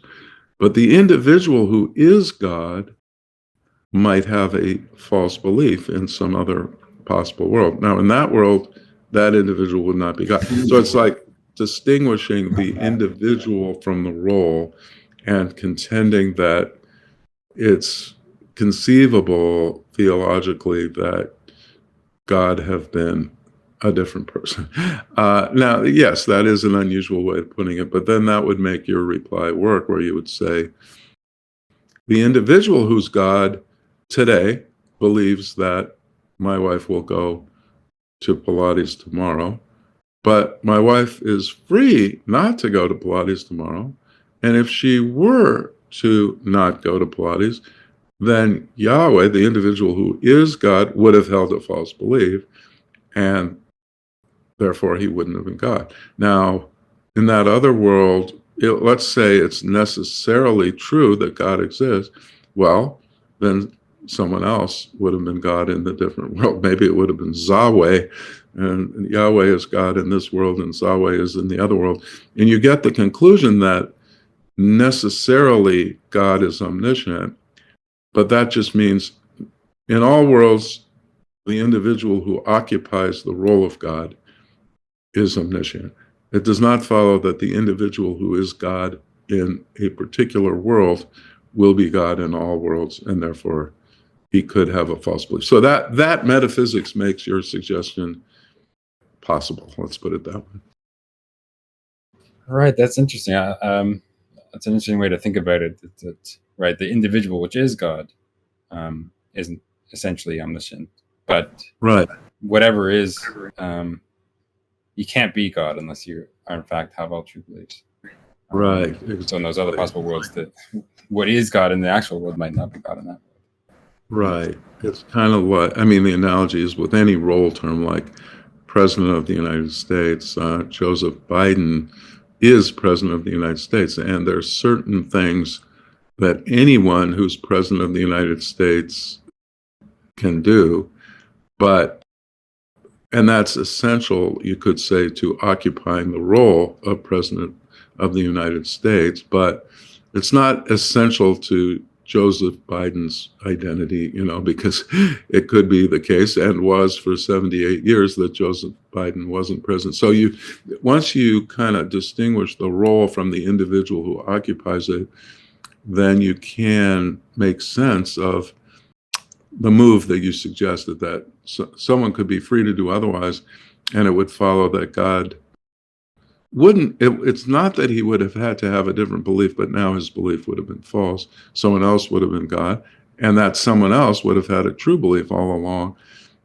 It's an interesting metaphysics that makes the view coherent, but most people, I think, who are theologically inclined or theistically inclined and are attracted to something like perfect being theology, most of those people are not going to be willing to separate the role from the individual.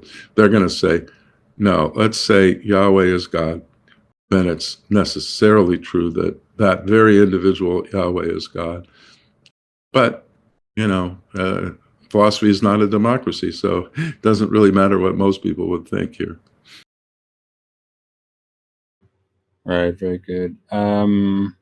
You've also talked about how a particular view of how God might gain knowledge of various states of affairs in a sort of bootstrapping way. Yeah. Something I found very unintuitive, but I mean, could you briefly describe the view? Yeah. So it is somewhat unintuitive at first, but it's my attempt at showing how, though the particular view at first is very unintuitive, it's in service of something that's intuitive to a lot of people and that's adopted by a lot of people, even very historically influential theologians and contemporary theologians and philosophers who are very influential, people like Alvin Plantinga, Nelson Pike assumes it. Also, so in the past, William of Ockham and Luis de Molina, they all accepted that God can have foreknowledge in a causally indeterministic world. All those thinkers thought that if causal determinism obtained, then we couldn't be free to do otherwise, and we couldn't be responsible. And that's crucial to their view, that we are free to do otherwise, and we're sometimes responsible. So they held that, but they also believed that God could have foreknowledge. Now, some people reject the idea that God has foreknowledge. They're the so-called open theists. But in William Hasker, that's the way he goes, given that the argument for incompatibilism is valid and sound according to him. But others, like the Occamists and the followers of Molina, they hold that God can know the future, and yet we be free to do otherwise. They hold that determinism would rule out that freedom, so they think determinism must be false. So I was trying to give away a picture according to which this is coherent, according to which God could have knowledge of the future in an indeterministic world. And so even though the picture is implausible, I mean, the particular specifics of my model might strike you at first as kind of wild. It's in service of something that is very plausible to many people. And so maybe that gives it a little more hope or promise. But the idea is basically that even though, so the challenge is,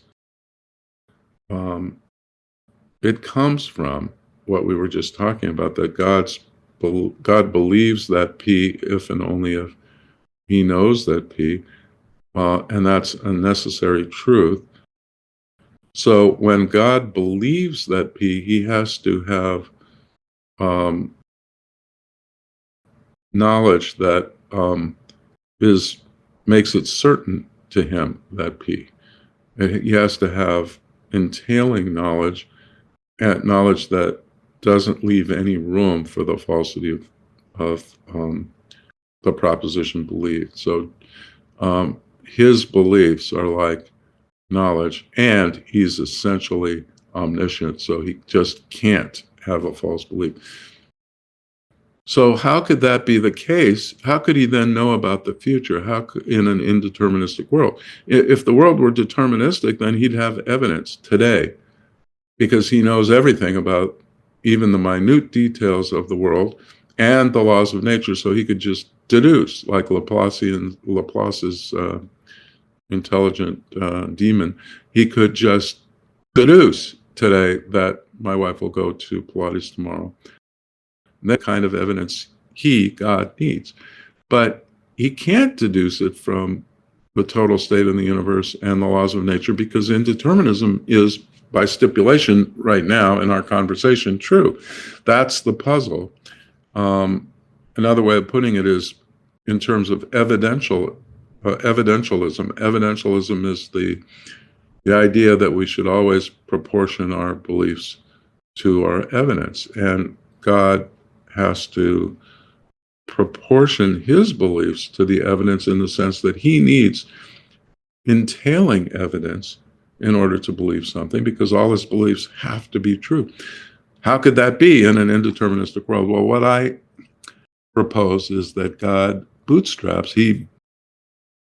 I can believe today that my wife will go to Pilates tomorrow. I might be wrong, but I have good reason, good evidence to believe that. You know, she always does it at a certain time, and she's not sick, her car is functioning, all the different pieces of evidence according to which I believe, or on the basis of which I believe, that my wife will go to Pilates tomorrow.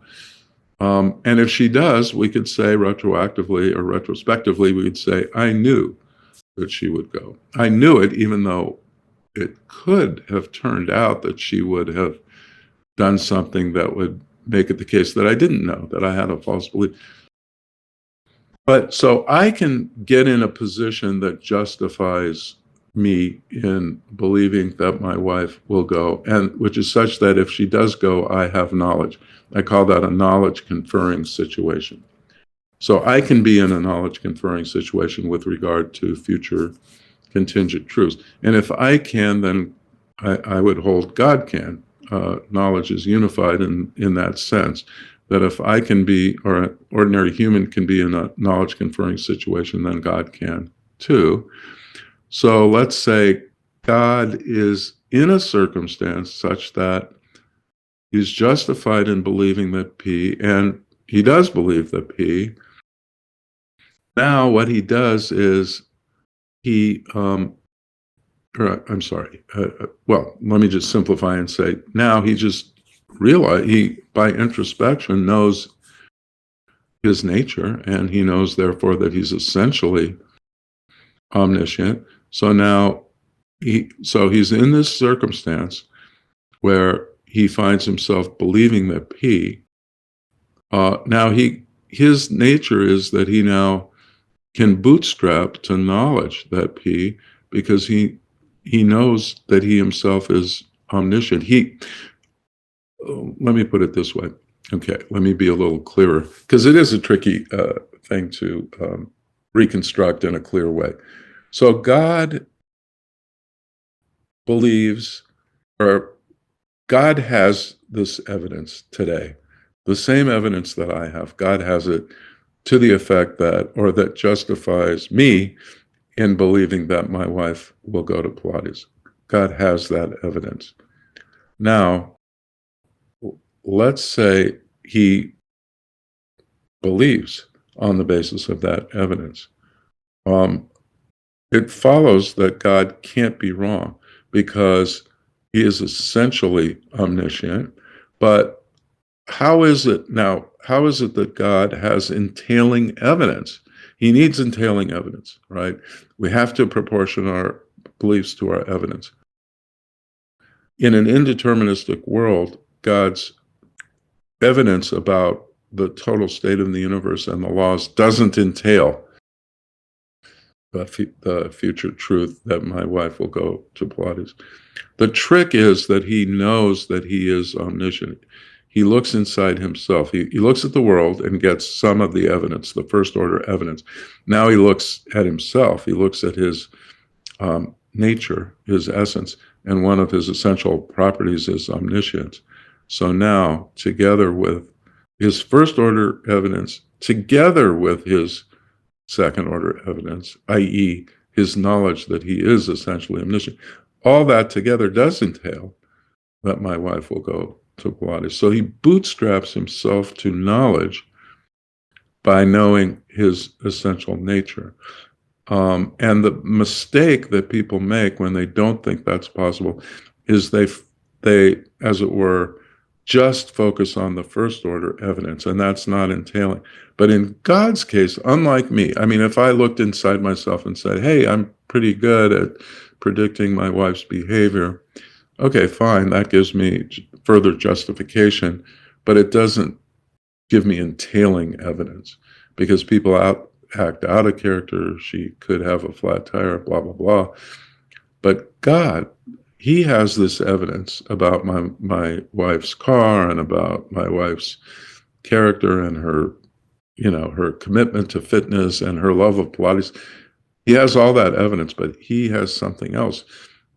If he believes on the basis of those pieces of evidence, he also has the second order belief, as it were, the meta belief that he's omniscient, and those together do entail that my wife will go. So that's the way it works. And again, maybe too many words, maybe too much information, but even though it sounds a little implausible at first, it's in service of something that many, many people believe. It's a central component of Occamism and Molinism and contemporary views like Plantinga's. It's the view that God can have foreknowledge and compatibly with human freedom to do otherwise, even if determinism even though determinism would rule out freedom to go. So that if you hold those beliefs, you have to believe that God can know the future, but not by invoking causal determination. So I am attempting to defend something that many, many people believe. Now, it's a challenge to defend that thing. I mean, nobody's really been able to do it, I think, in a convincing way. Louis de Molina invoked this idea that he called super comprehension, and God has super comprehension. That means somehow he can look inside his mind, and in his mind he can see the future, but it's all very obscure. So I try to do something that's very difficult, and perhaps it's not surprising that it's not going to be straightforward. Okay. Right. Yeah. Fair enough. I wanted to bring up like three concerns I had about that, and maybe get some brief thoughts. Although I do want to get to some other questions before we wrap up. Okay. I'll try and be quick. No, I'm just not. I like your answers have been great. So don't think I'm telling you to be faster. Okay. One is this. It seems to me like a limit to, at least in the human case, and I think probably also in the God case, the first order evidence that we can have, that can get us into a knowledge conferring situation. So, for example, if the world is genuinely indeterministic, then I don't know, the position of some particle 10 billion years from now, there's just no way I can get into a knowledge conferring situation. That's right. Position about that. And then so how would God do any differently? How would he get into a knowledge conferring situation about that? He can't. That's right. He can't. So my view is not a standard view in the sense that I do not attribute to God perfect knowledge of everything, comprehensive foreknowledge.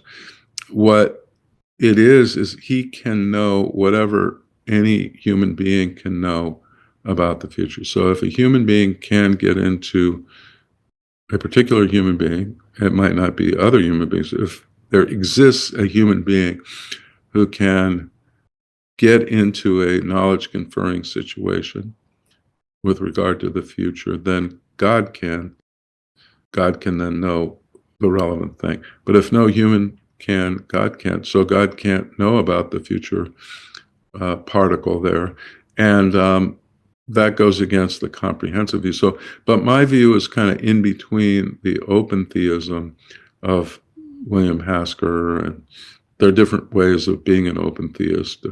Arthur Pryor was, because he thought all propositions about the future, contingent propositions, are false. Hasker's willing to think, well, and Aristotle arguably and his followers think they're neither true nor false, so God can't know them or believe them. Hasker actually thinks there are truths about the future, but God chooses not to believe them, because if he were to believe them, then humans wouldn't be free, and he had to create the best of all possible worlds. So there are different options there, but mine is kind of in between comprehensive and zero foreknowledge. And why is it consistent with perfect being theology? Well, maybe it's not, but the way I would try and defend the idea that it's compatible, a more limited foreknowledge with perfect being, is the idea is God knows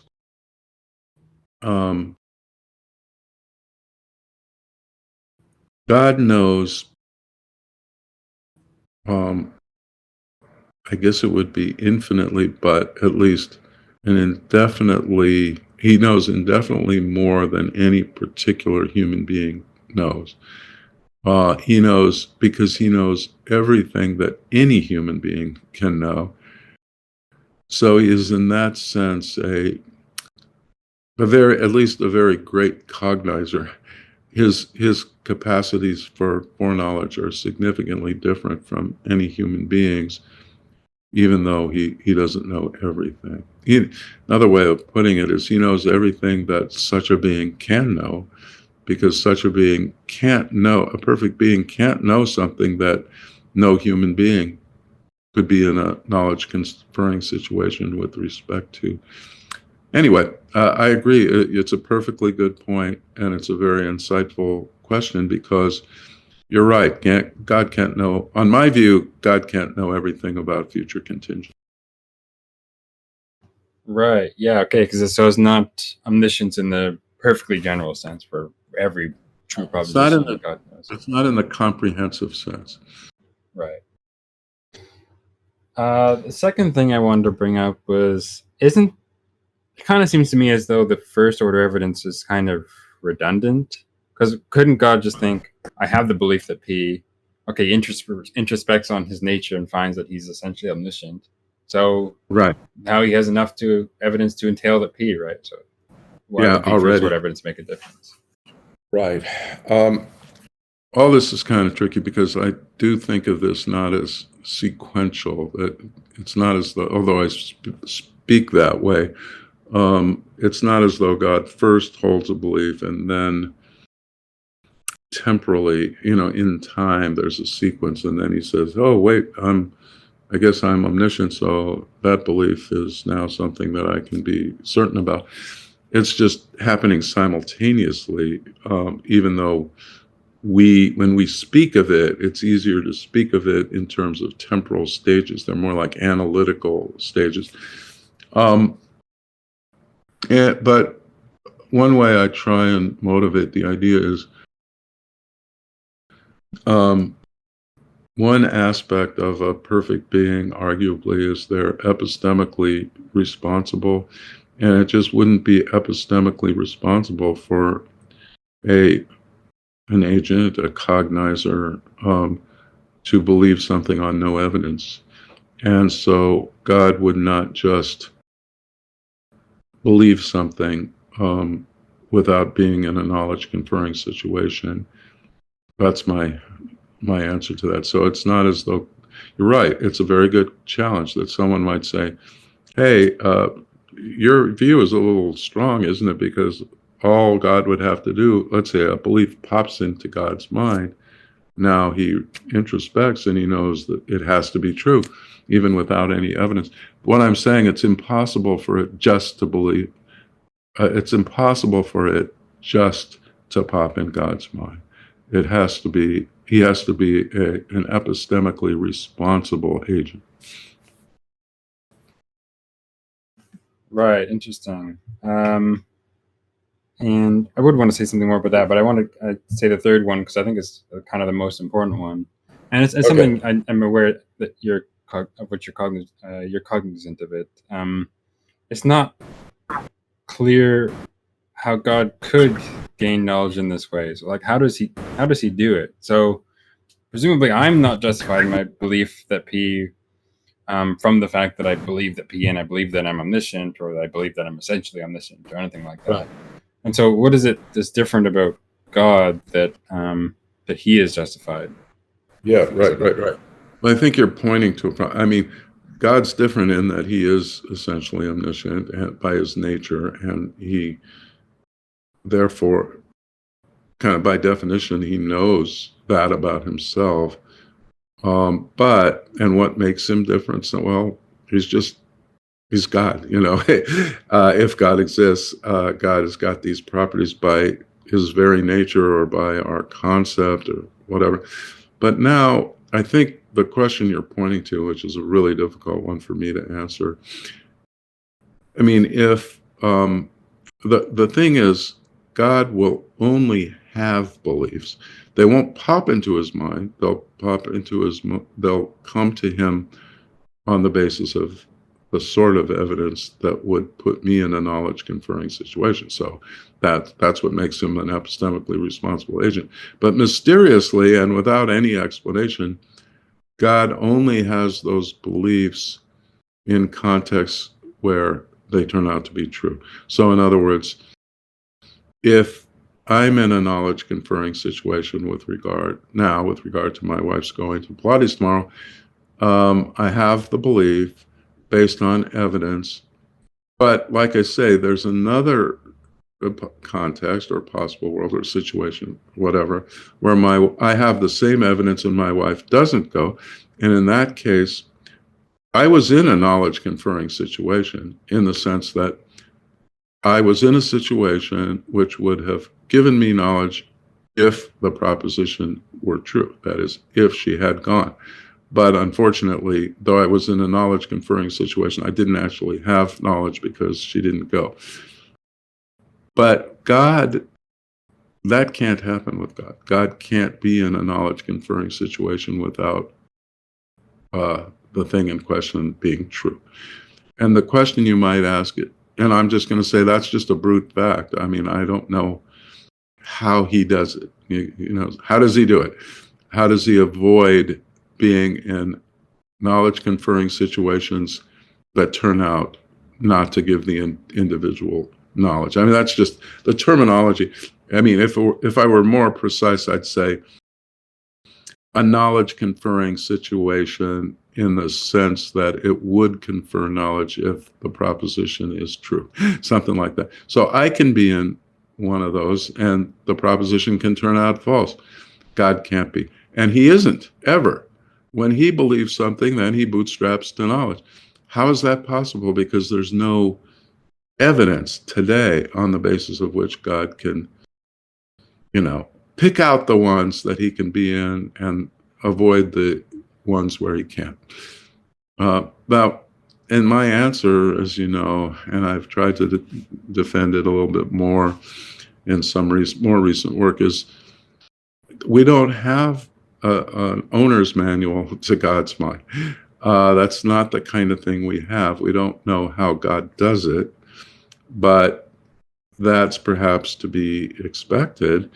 God is fundamentally other, even though we can model, or we can understand some of his properties modeled on properties that we can have that are not perfect exemplars of, let's say, the property. We can grasp God, but we can't fully understand him. There are things that are mysteries, and the how he does it stuff is often mysterious. And so this is a mystery from my view. How does he do it? But what I try and argue is that it's no worse than the mysteries in other views in philosophy of religion, other views that are taken extremely seriously and are not dismissed simply on the basis of these worries. And so if you consider, I believe, many people, and Aquinas and Boethius were examples, but many people believe God is outside of time, but nevertheless can intervene, can timelessly will effects that occur at a particular time in our world. So God, outside of time, he can somehow will, atemporally, he wills something like parting the Red Sea at a particular moment. And you could say, well, how does he do it? I mean, he doesn't have a now. God doesn't have a now. He's outside of time. There's no passage of time. If he were in time, then he could know when he should act to part the Red Sea, right? The Jews are there, and they are awaiting a miracle, let's say, or they're there at the Red Sea, and they need to escape from the Egyptians, and God does it. He performs the miracle at that time. But if he's outside of time, how does he do it? It's a mystery. But then again, the mystery hasn't been enough to put that whole atemporal picture of God to bed or to sleep, or to banish it from serious consideration. And I would plead for the same in my view. That is, and it's a similar worry. It's a worry that comes from the fact that we don't have an owner's manual. We don't have a kind of a how-to book for God's mind. So anyway, that's what I would say. It's like I don't know, tu quoque argument, Latin for you two, or it's saying basically my view is no worse than yours. Now, of course, some people might say, well, that shows that your view is not worse than a view that's already pretty bad. And okay, maybe that's right, but at least I don't think this, in other words, bottom line, I don't think that is a decisive objection, but then again, it leaves a mystery that's pretty important. Right. Fair enough. I mean, it still seems maybe there's a stronger way to put the objection that maybe not decisive, but be more compelling. But I think it still seems quite problematic to me. But you're in good company because it seems very problematic to a lot of people, and so that's it's a good worry. Okay. Yeah, fair enough. I wanted to also note that, of course, you yourself are not a theist. You're an atheist, as far as I know, right? And I was just wondering why, like, what's motivated you to explore some of these theological issues at this time? Well, because the intellectual interest and the intriguing intellectual problems, and A, and B, their historical and cultural importance. So there are puzzles that are intriguing, but that I don't really want to spend too much effort on. But religion and monotheistic, something like perfect being religion, has been so historically important and has affected culture in so many ways that if there are puzzles, intellectual puzzles, at the heart of it, I want to, that gives me even more reason to want to explore them. The other reason is that I think they're illuminating and interesting relationships, or studying the relationships between the secular and the religious issues, and specifically the causal determinism worry and the God's foreknowledge worry. Comparing and contrasting those is illuminating. And just anecdotally, I was writing my dissertation on the relationship between causal determinism and freedom to do otherwise, and also moral responsibility. So the seeds of my semi-compatibilism was all the way back there. But my supervisor, my dissertation supervisor, Carl Genet at Cornell, said, well, there's this interesting literature in the Philosophical Review, which they edit at Cornell. It started with Nelson Pike's article and then Marilyn Adams and some other people. And really what it shows is that the theological fatalism argument is parallel structurally to the consequence argument. So it might interest you to look at that literature. And so when I did, it really opened up my eyes to a whole interesting set of issues that from then on I've been fascinated by. Right. Very good. So I wanted to move on to some questions about like near-death experiences and related topics. And you've worked for some time now on these issues and worked with others. And so what do you think some of the major takeaways are from studies on near-death experiences and reports of them? Yes, I think, okay, one major takeaway is that people have these experiences, they've had them forever, and they have similar characteristics. The reports over time and across cultures have similar characteristics, though they're different in particulars. So there's usually an out-of-body experience where someone experiences him or herself as floating above the body, or at least can see, is looking from a different perspective, from the body's perspective. So an out-of-body experience, then some kind of traveling toward, from a dark lower realm to a light realm, traveling toward something better or more or lighter, accompanied by, mentored by a trusted, loving authority figure, usually a deceased loved one or relative, but also sometimes religious figures. So it's this voyage from a known realm to an unknown realm, but mentored by loving, trusted, deceased loved ones or religious authorities. So, and then often one wakes up before one gets all the way into the otherworldly realm toward which one is traveling. There's usually a life review as part of this experience. The colors are usually vivid and everything. It does not, the experience, the phenomenology is more like Salvador Dali than Monet or Manet. So it's more surrealistic than impressionistic. So, and then they tend to transform people.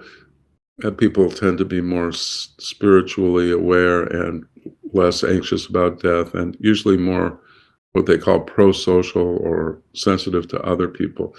So these are all characteristics that tend to be shared, although the particulars are different. For instance, the religious figures might be different from a Christian to a Hindu to a Buddhist to an Islamic near-death experience. Okay, those are all real, and I have no doubt that they are real. Another takeaway for me is that it's totally bogus and not logically supportable to think that these experiences or the reports of them establish supernatural conclusions. They're often taken to establish dualism about the mind and body and some kind of heavenly existence of an otherworldly or heavenly realm, either hellish or heavenly, but an otherworldly realm.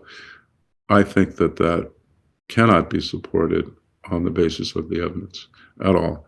I think that there are a lot of non sequiturs and fallacies in the analysis and interpretation of the literature, in the literature, not just the literature you find in the crystal shops and the New Age shops and the Christian bookstores, but also in semi or quasi scholarly analyses, because some academics do write about these, but not many, but also MDs and neuroscientists with PhDs, some with PhDs and MDs do write about this, but there are some terrible non sequiturs. I mean, it's like a target-rich environment for fallacies, in my view. So they're real, but they don't establish supernaturalism. But I also think that there are lessons we can learn from them, important lessons. So I try and develop a naturalistic account of near-death experiences, according to which they can have a beauty, just like the beauty of something that's very naturally beautiful, like a sunset or a beautiful mountain.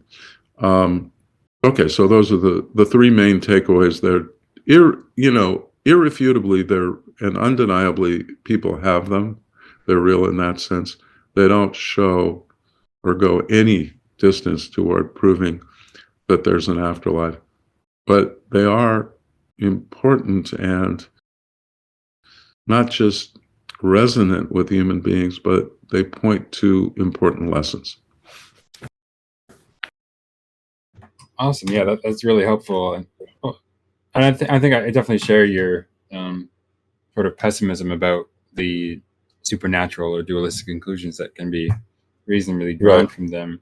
One thing that I really would have at least liked to see from studies, aware or otherwise, is if people are genuinely having out of body experiences when they're in a coma or otherwise, their heart stopped or whatever, we want have something that would be out of line of sight from where their body is, but that would be in view of a mind experiencing out of body experience, and have them report what they saw.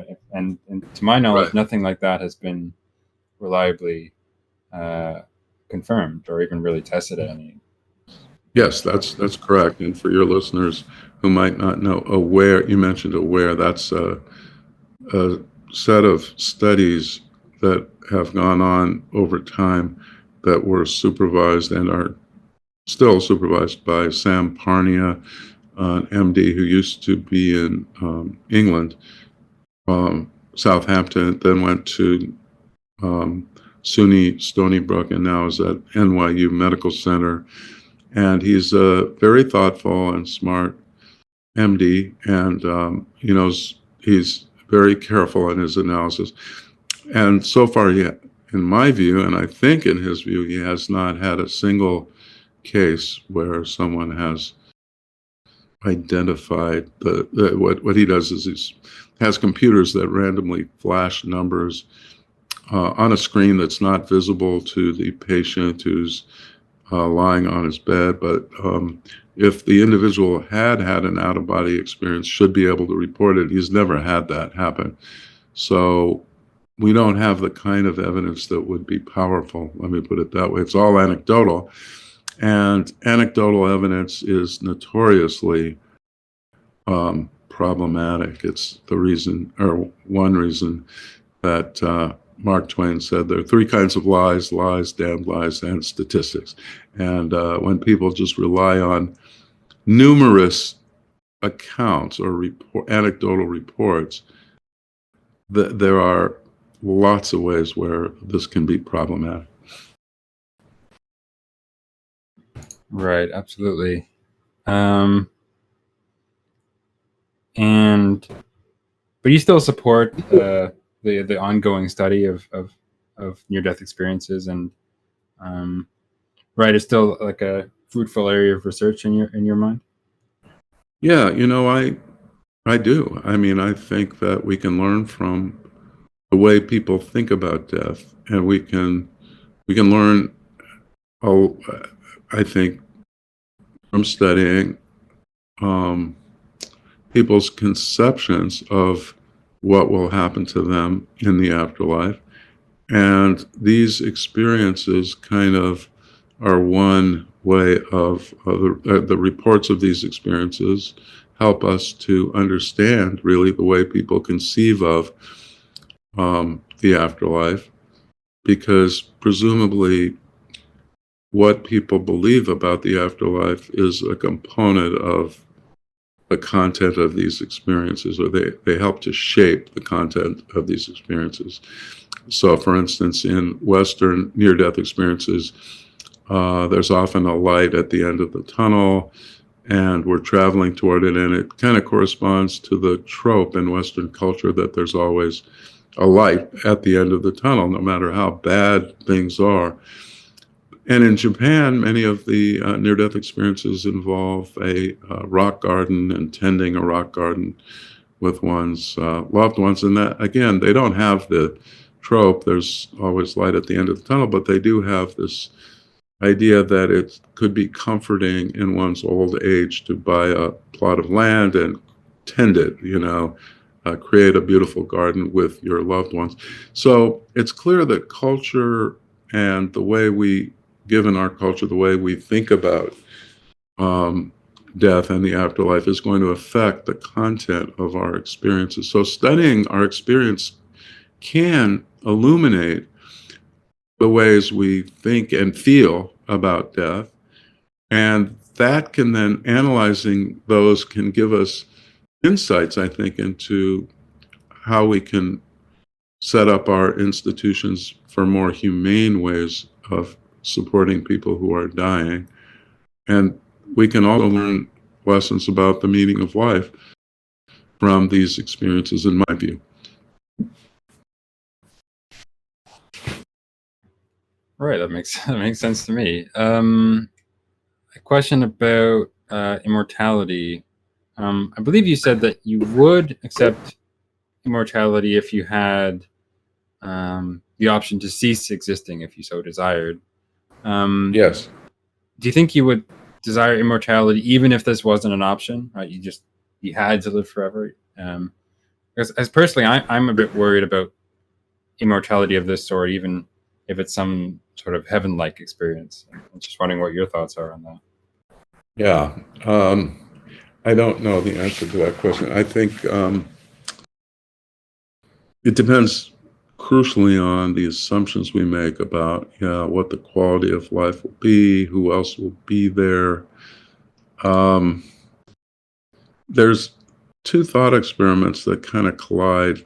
I mean, there's Bernard Williams' example of his discussion of the character in the play by Kopek and the opera by Janicek, Alina Makropolis, and she, has this elixir and she could take it and she could live 300 more years, but she decides to throw it away. She decides not to take it, so she's not going to live 300 more years. And she could, after 300 years, she could take it again if she wanted another dose of it.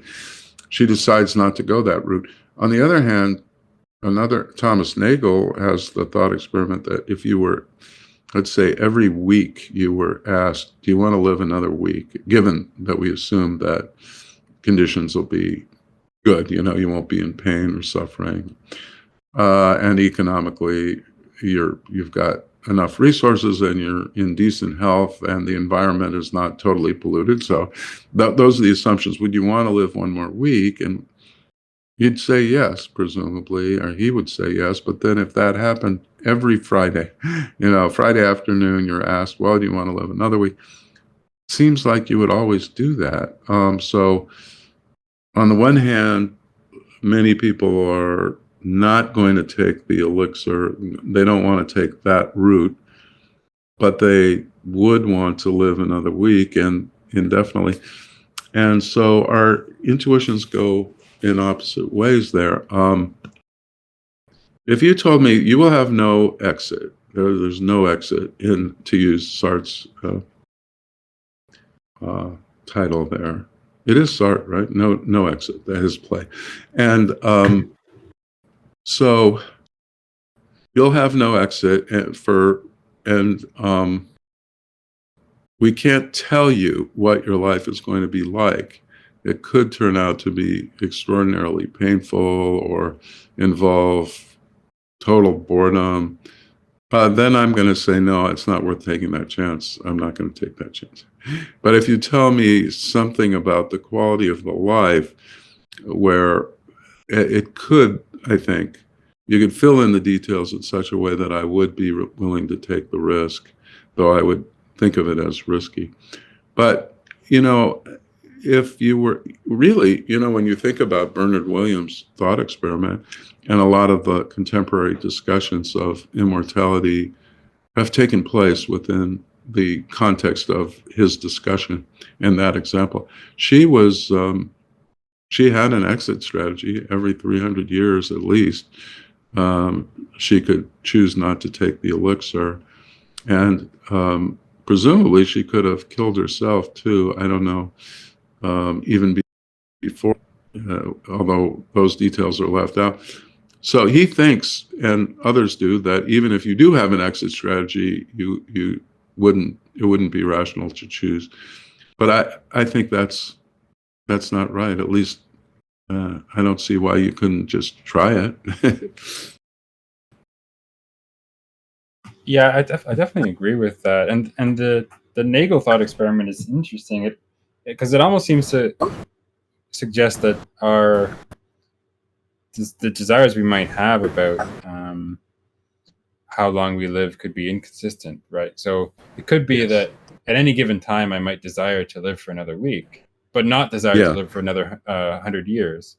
Yes. Yeah, and I might even know that desire I have now is going to be, in some sense, inconsistent with the desire I'll have 100 years from now regarding living another week.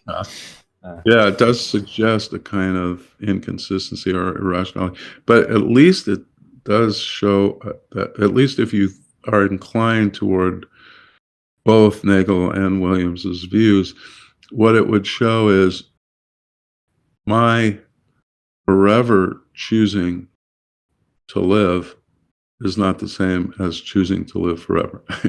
Although, Right. why it's not the same for us, that's another question. Maybe it's just one of these framing effects or irrational, Kahneman and Tversky kind of irrationality, but or the way the question, XFi is very good now at tweaking or teasing out differences in the way we frame questions. So maybe it makes a difference if we say, look, one-shot deal, you can choose to live forever, and you'll have an exit strategy, but you take this elixir and you'll live forever. That might make things look different from if I put the question every week, you'll have this choice for another week, even though they're equivalent. It's almost like Kahneman and Tversky, they have examples where someone is told, you can have this surgery and, there's a 10% chance you'll die. But, there is a 90% chance that it'll work. Or, do you want the surgery? As opposed to starting with, if we have the surgery, there's a 90% chance that you're going to do well and thrive. And there is a 10% chance it won't work and you'll die. Just the difference in the way the question is posed might make a difference to what you choose. Maybe that's what's going on. I don't know. Right. Yeah. I've heard of those examples before. That's good. And on a related topic of, to living forever, a previous guest we've had is Liz Jackson, and she has defended a version of Pascal's wager on decision theoretic grounds. The basic idea is that, theistic belief or the cultivation of it has infinite expected utility, given the infinite preference for some positive eternal afterlife. Right. I was wondering what you think of this, and maybe more specifically, what you think of the inclusion of infinite utilities in decision theory. Yeah, very complicated. And yes, there are people who are trying to resurrect or kind of modernize and defend Pascal's wager, a certain version of it. And I think Pascal's wager is more plausible than many people suppose. I mean, originally I thought, well, you can't believe at will, but as Liz Jackson points out, you can choose to cultivate a belief. It's like, I don't believe in love at first sight, but I think you could, if you choose to do certain things with another person, the love might develop. But but in the end, and I also thought God wouldn't reward you for believing in him for these reasons. But then again, I'm not sure why that would be the case, because love involves, caring about someone else for their own sake. But I might be of a certain age where I think, well, I really want a partner in life whom I will love. I want to find someone and fall in love with them over time, perhaps, because my life will be better. I'm lonely now. But then, so on the basis of self-interest in a certain broadly speaking, self-interest, I cultivate love, or I seek to cultivate love. But then when I'm in love, I genuinely care about the other person. So I think God could see someone who, for selfish reasons or self-interested reasons, cultivates a belief in God, but once they have the belief, it's a genuine, belief. So I don't think there are easy ways to respond. But what I would worry about is the many gods problem, that there are many different proposals for God. There's the Christian God and all the different versions of the Jewish God, the Islamic God, and so forth. So even within monotheism, there are different conceptions. Which one do you choose? If you believe that, each of those gods would give you an infinite good in heaven. But now you still have the problem of which one to choose. Now, I suppose you could just arbitrarily choose one. That I don't know. I think the many gods objection is a problem, and at least it's not clear how to resolve that. Maybe you'll just want to flip a coin, but then there's something really unattractive about that. There's also the possibility of there's the Christian God, and what's being assumed here is that we don't have decisive evidence that such a God doesn't exist. But then, and given that there would be an infinite benefit to believing, then there's a certain rationality to believing in God, the Christian God. But now, presumably, we don't have decisive evidence that an anti-Christian God doesn't exist. That is a God that would punish you infinitely for believing in the Christian God. And since it would be infinitely negative, there's a rationale to not having the Christian belief, and they kind of cancel each other out. So there's the many gods problem and the possibility of an anti-God that worries me. But I don't know. I have no dog in this race. I don't have any stake in defending the notion that Pascal's wager doesn't work. I mean, maybe Pascal's wager does work. I don't know. Interesting. Yeah, I think those are fair criticisms. Something else I wanted to talk about. You've also talked about the badness of death, and you've argued against a sort of Epicurean view and for deprivation account. That death is bad, at least in part because it deprives us of the good things in life. Is this an account you would still defend? Yes, but. And the but is, I want now in my further thinking about these issues, and after I finish the book, in the book I did make this distinction between badness and fear, but I've changed my view about it. So I do still believe that death can be a bad thing for the individual who dies, and that's so not in virtue of any negative experience the individual would have after death, but because of deprivation of the good things, the unbalanced good continuation of life. So it's not always the case that death is bad for the individual, but sometimes it is. And the deprivation in question could be experiences, or could be the opportunity to fulfill, continue to engage in projects.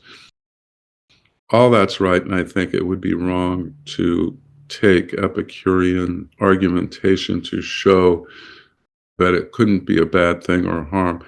But I do actually now agree that it's not rational to fear death, because, and it turns out the Epicureans were primarily concerned about attitudes like fear, and they wanted to damp down our death anxiety or reduce or eliminate it. And I think when you think about it carefully, or at least when I've come to the conclusion that maybe it could be rational to fear that I will die prematurely. So fear that. But it's not rational or appropriate or fitting for me to fear the state of being dead, the status of being dead, because I think fear has to line up with negative experiences. Fear of something. Now, again, fear that is a different thing. But so I think that in one way, this is a really more positive and uplifting, hopeful message. And that is, even though death could be a bad thing for me, premature death, I do accept the Epicurean argument that it's not appropriate to fear it.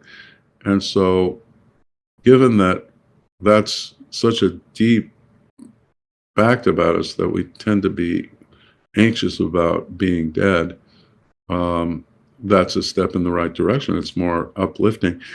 Now, again, fear of is different from fear of that, and fear of being dead is different from fear of dying. A fear of dying is quite rational because dying can involve suffering and pain. But I take it, again, a more hopeful, uplifting thought that comes from my studies and ruminations on these issues is the near-death experiences point to a more humane way of dying. And that is, near-death experiences are a model in which you're surrounded by loved ones and who care about you and who are accompanying you towards something unknown. So the importance of dying surrounded by loved ones at home in a more comfortable way, and where people have a kind of solidarity with you. I think it's clear that accompaniment, just the fact that someone's there with you, and even more importantly, someone who loves you is there with you. That's something very important, and we need to learn that lesson about dying, and we can learn it from near-death experiences. Right.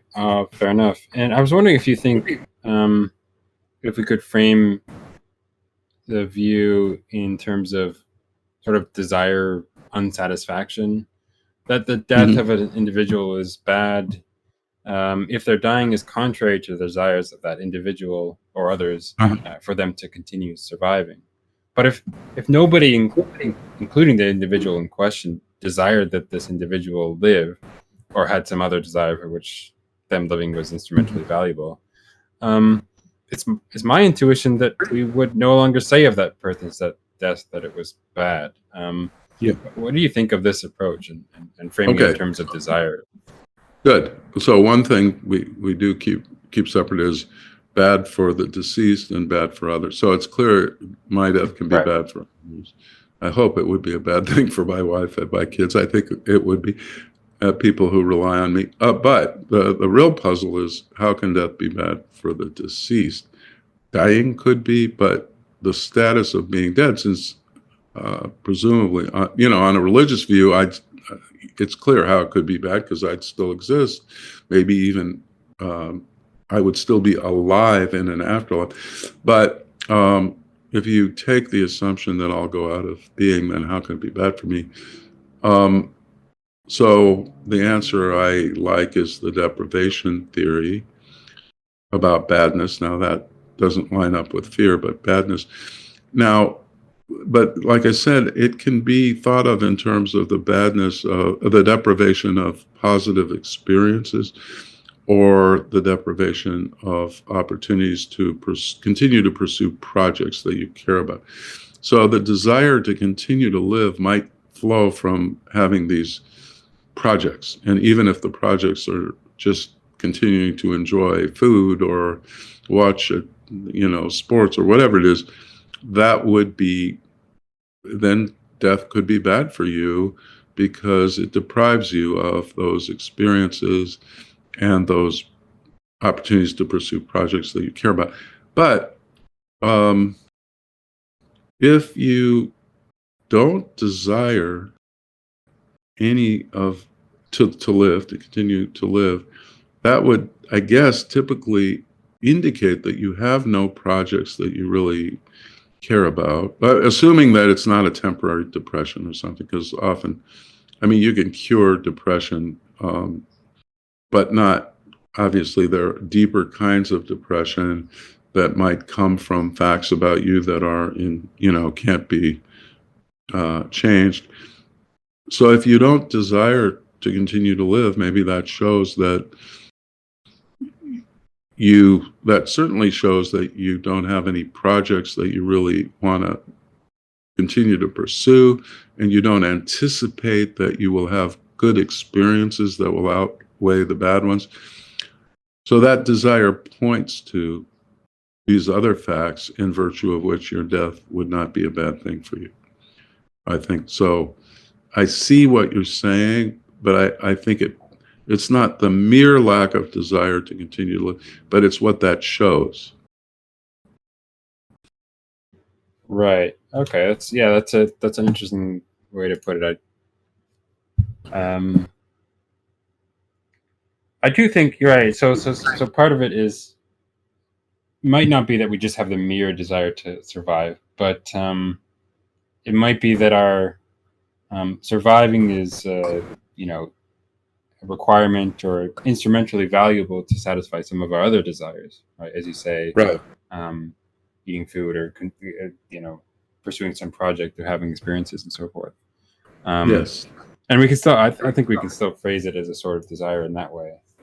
Yes, it's a desire.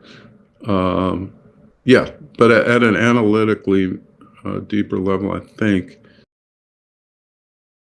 I'm not sure about this. I'll have to think about it more, but I think the lack of desire to live points to or indicates something deeper, the lack of projects and the lack of expectation of good experiences. And right. Typically, death is bad because it deprives us of those things. But since the individual doesn't have them, death won't be bad for them. But let me, of course, emphasize that you'd really, a person can lack desires to continue to live temporarily and because of some extreme anxiety or depression. So, if you tried to implement or apply the more abstract point to, let's say, physician-assisted suicide or something like that, you'd have to be very careful. Right, absolutely. I would prefer, like, if I'd want to have that view for some extended period of time, maybe, and Yes. so that it's not, say, the artifact of a temporary psychological state or situation in which I find myself, that I have that opinion. Yes. Good. And they are interestingly connected, the issue of whether death would be a bad thing and whether we should allow for physician-assisted suicide, although it's not the only relevant question, because I think there are slippery slope problems and consequentialist worries. But I myself I do believe that we should have the right to die. And it should be constrained by, waiting periods and maybe the necessity for independent kind of testimony to the effect that one doesn't have this view just based on temporary depression or, curable depression. But once those conditions are met, I think you should have the right to choose. We have the right of autonomy in general. I have the right to choose about my life, who I should marry or if I should marry or what religion or whether to practice religion at all or what hobbies and what profession. Why not? So if I can choose all of that, why not choose when my life should end, Why not choose the size of the container and not just what goes in the container? But so, and my view is a little more bold or stronger than what is licensed by your typical physician-assisted suicide laws that now exist. And those require a terminal diagnosis. But I just, there are conditions like dementia or Alzheimer's. This is a particular kind of dementia, which are not terminal diagnoses. And yet there's so much suffering by the individual and by the family that I think someone should have the right to choose physician-assisted suicide in a context like that, even though you don't have a terminal condition. Right. I definitely broadly agree, but of course the details and the precise implementation can get very tricky. Very tricky. I agree. So, right. Yeah. So something else you've written on is the meaning of life, and this topic, or the question of what the meaning of life is, has always seemed to me pretty unclear. So like people value various things and experiences they have while living, and perhaps, you know, life itself. That seems uncontroversial enough, but maybe there's something. There's often the suggestion that something more is meant, right? That there's some sort of meaning which is ubiquitous to human life or life generally, and maybe even objective or intrinsic in some way. Do you think this is right? That this is what's typically implied by this question, or how do you approach the topic of the meaning of life generally? Okay, good. And you're right. Again, as always, you're right to be puzzled or concerned. And I've often struggled with this myself. But I guess my thinking now is and I've been helped by reading Susan Wolf's work and Thomas Nagel's and Badness on the meaning of life, and you know, analytic philosophers are now writing on these questions of death and meaning of life, where, you know, it's a group called a movement called analytic existentialism, and it's kind of interesting. And yeah, I think one way of thinking of it is we have different values, and a value is a norm or something that is normative. A value gives us reasons for action, prima facie or pro tanto reasons to act. That's what a normative fact is, as opposed to a purely descriptive fact. So our values are normative, but I think there are different kinds of values. There's aesthetic value, there's prudential value, there's moral value, distinctively moral value, and there's value associated with meaning in life, having a more meaningful life. Now,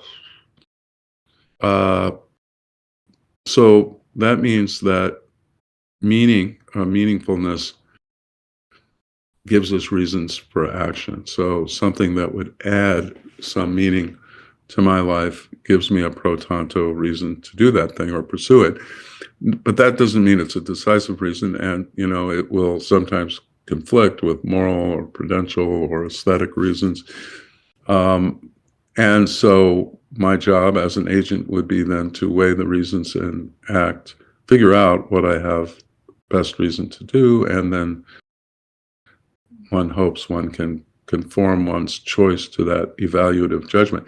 But I have different values. People in general, human beings, value different things that give reasons for action, and achieving meaningfulness is one of those.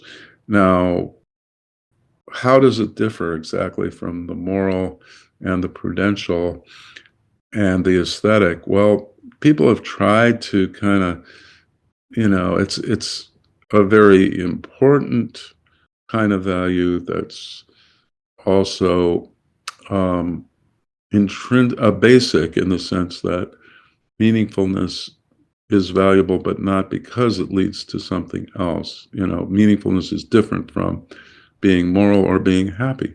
You can lead a very immoral life that is meaningful, and you can live a meaningful life where you're very unhappy. So but happiness and prudence gives me reasons, and so does morality, so does meaningfulness. They're distinct meanings.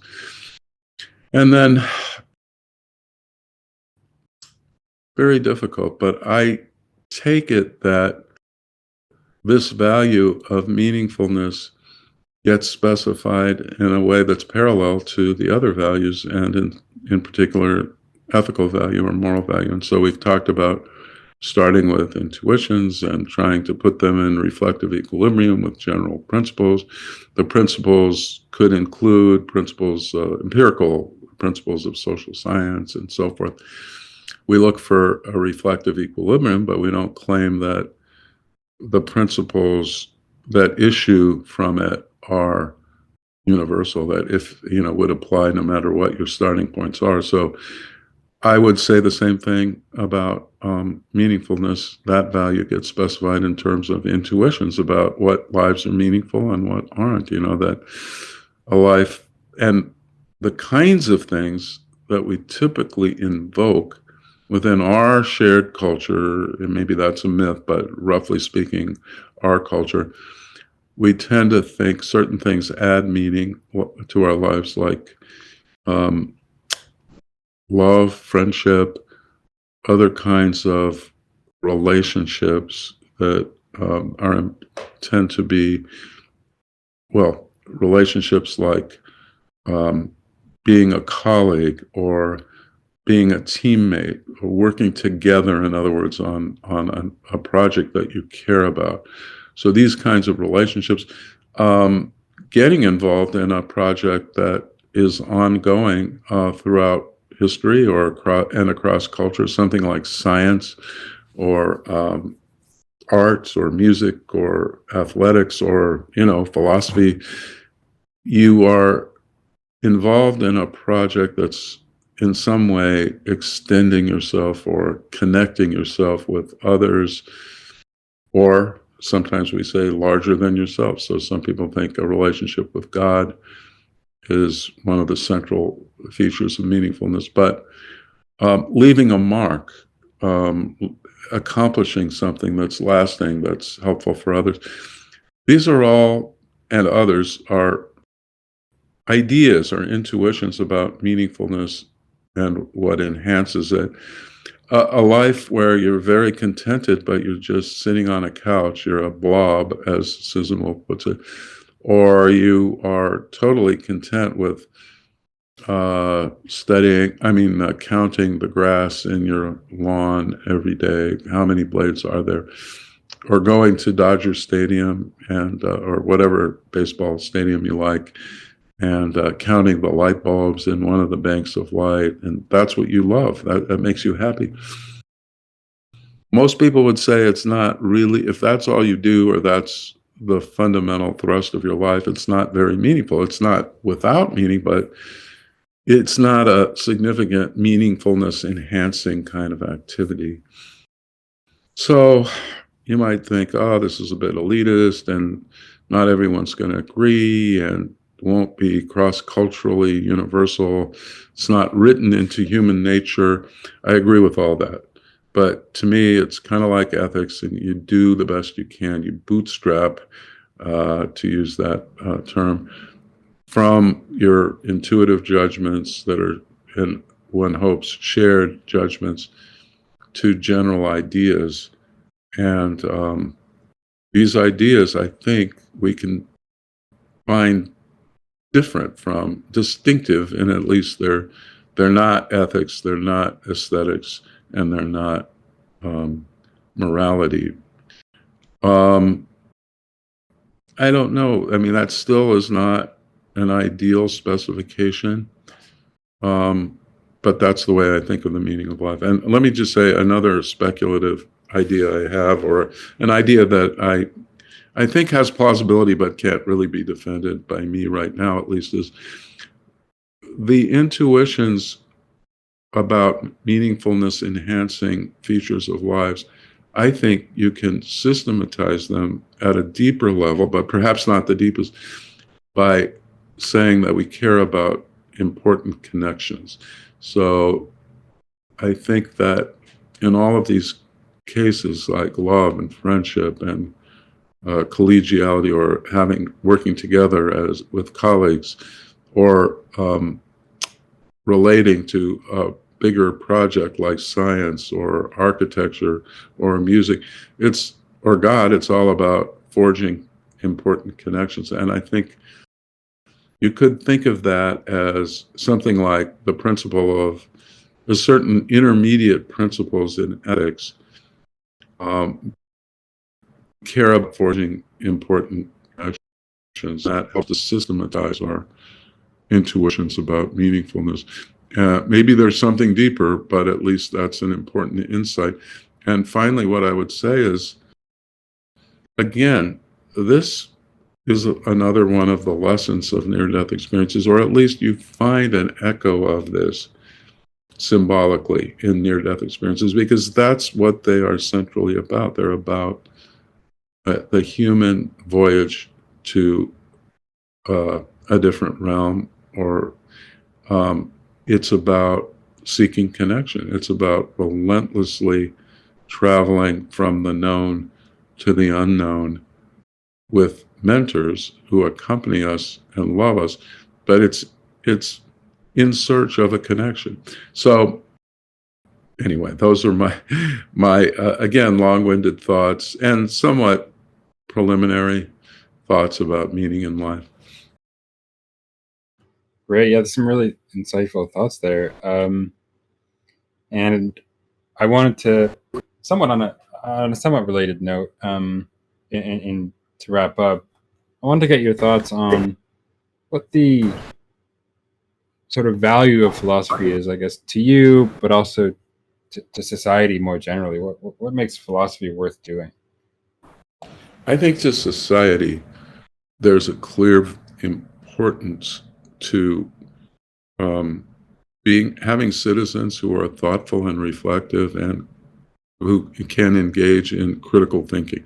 And we see this in our contemporary world. And, I see it in my country, but I see it throughout the world, where totalitarian figures can manipulate people and can influence people in ways that the people should see through, and anyone with the capacity for critical thinking and analysis would resist.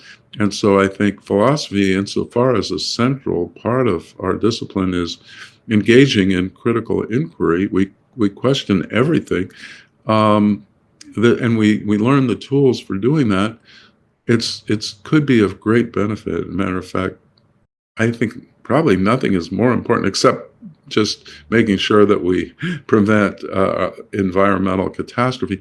But what else could be as important as teaching people how to think and think clearly and to understand each other's perspectives and to critically evaluate? So that's incredibly important.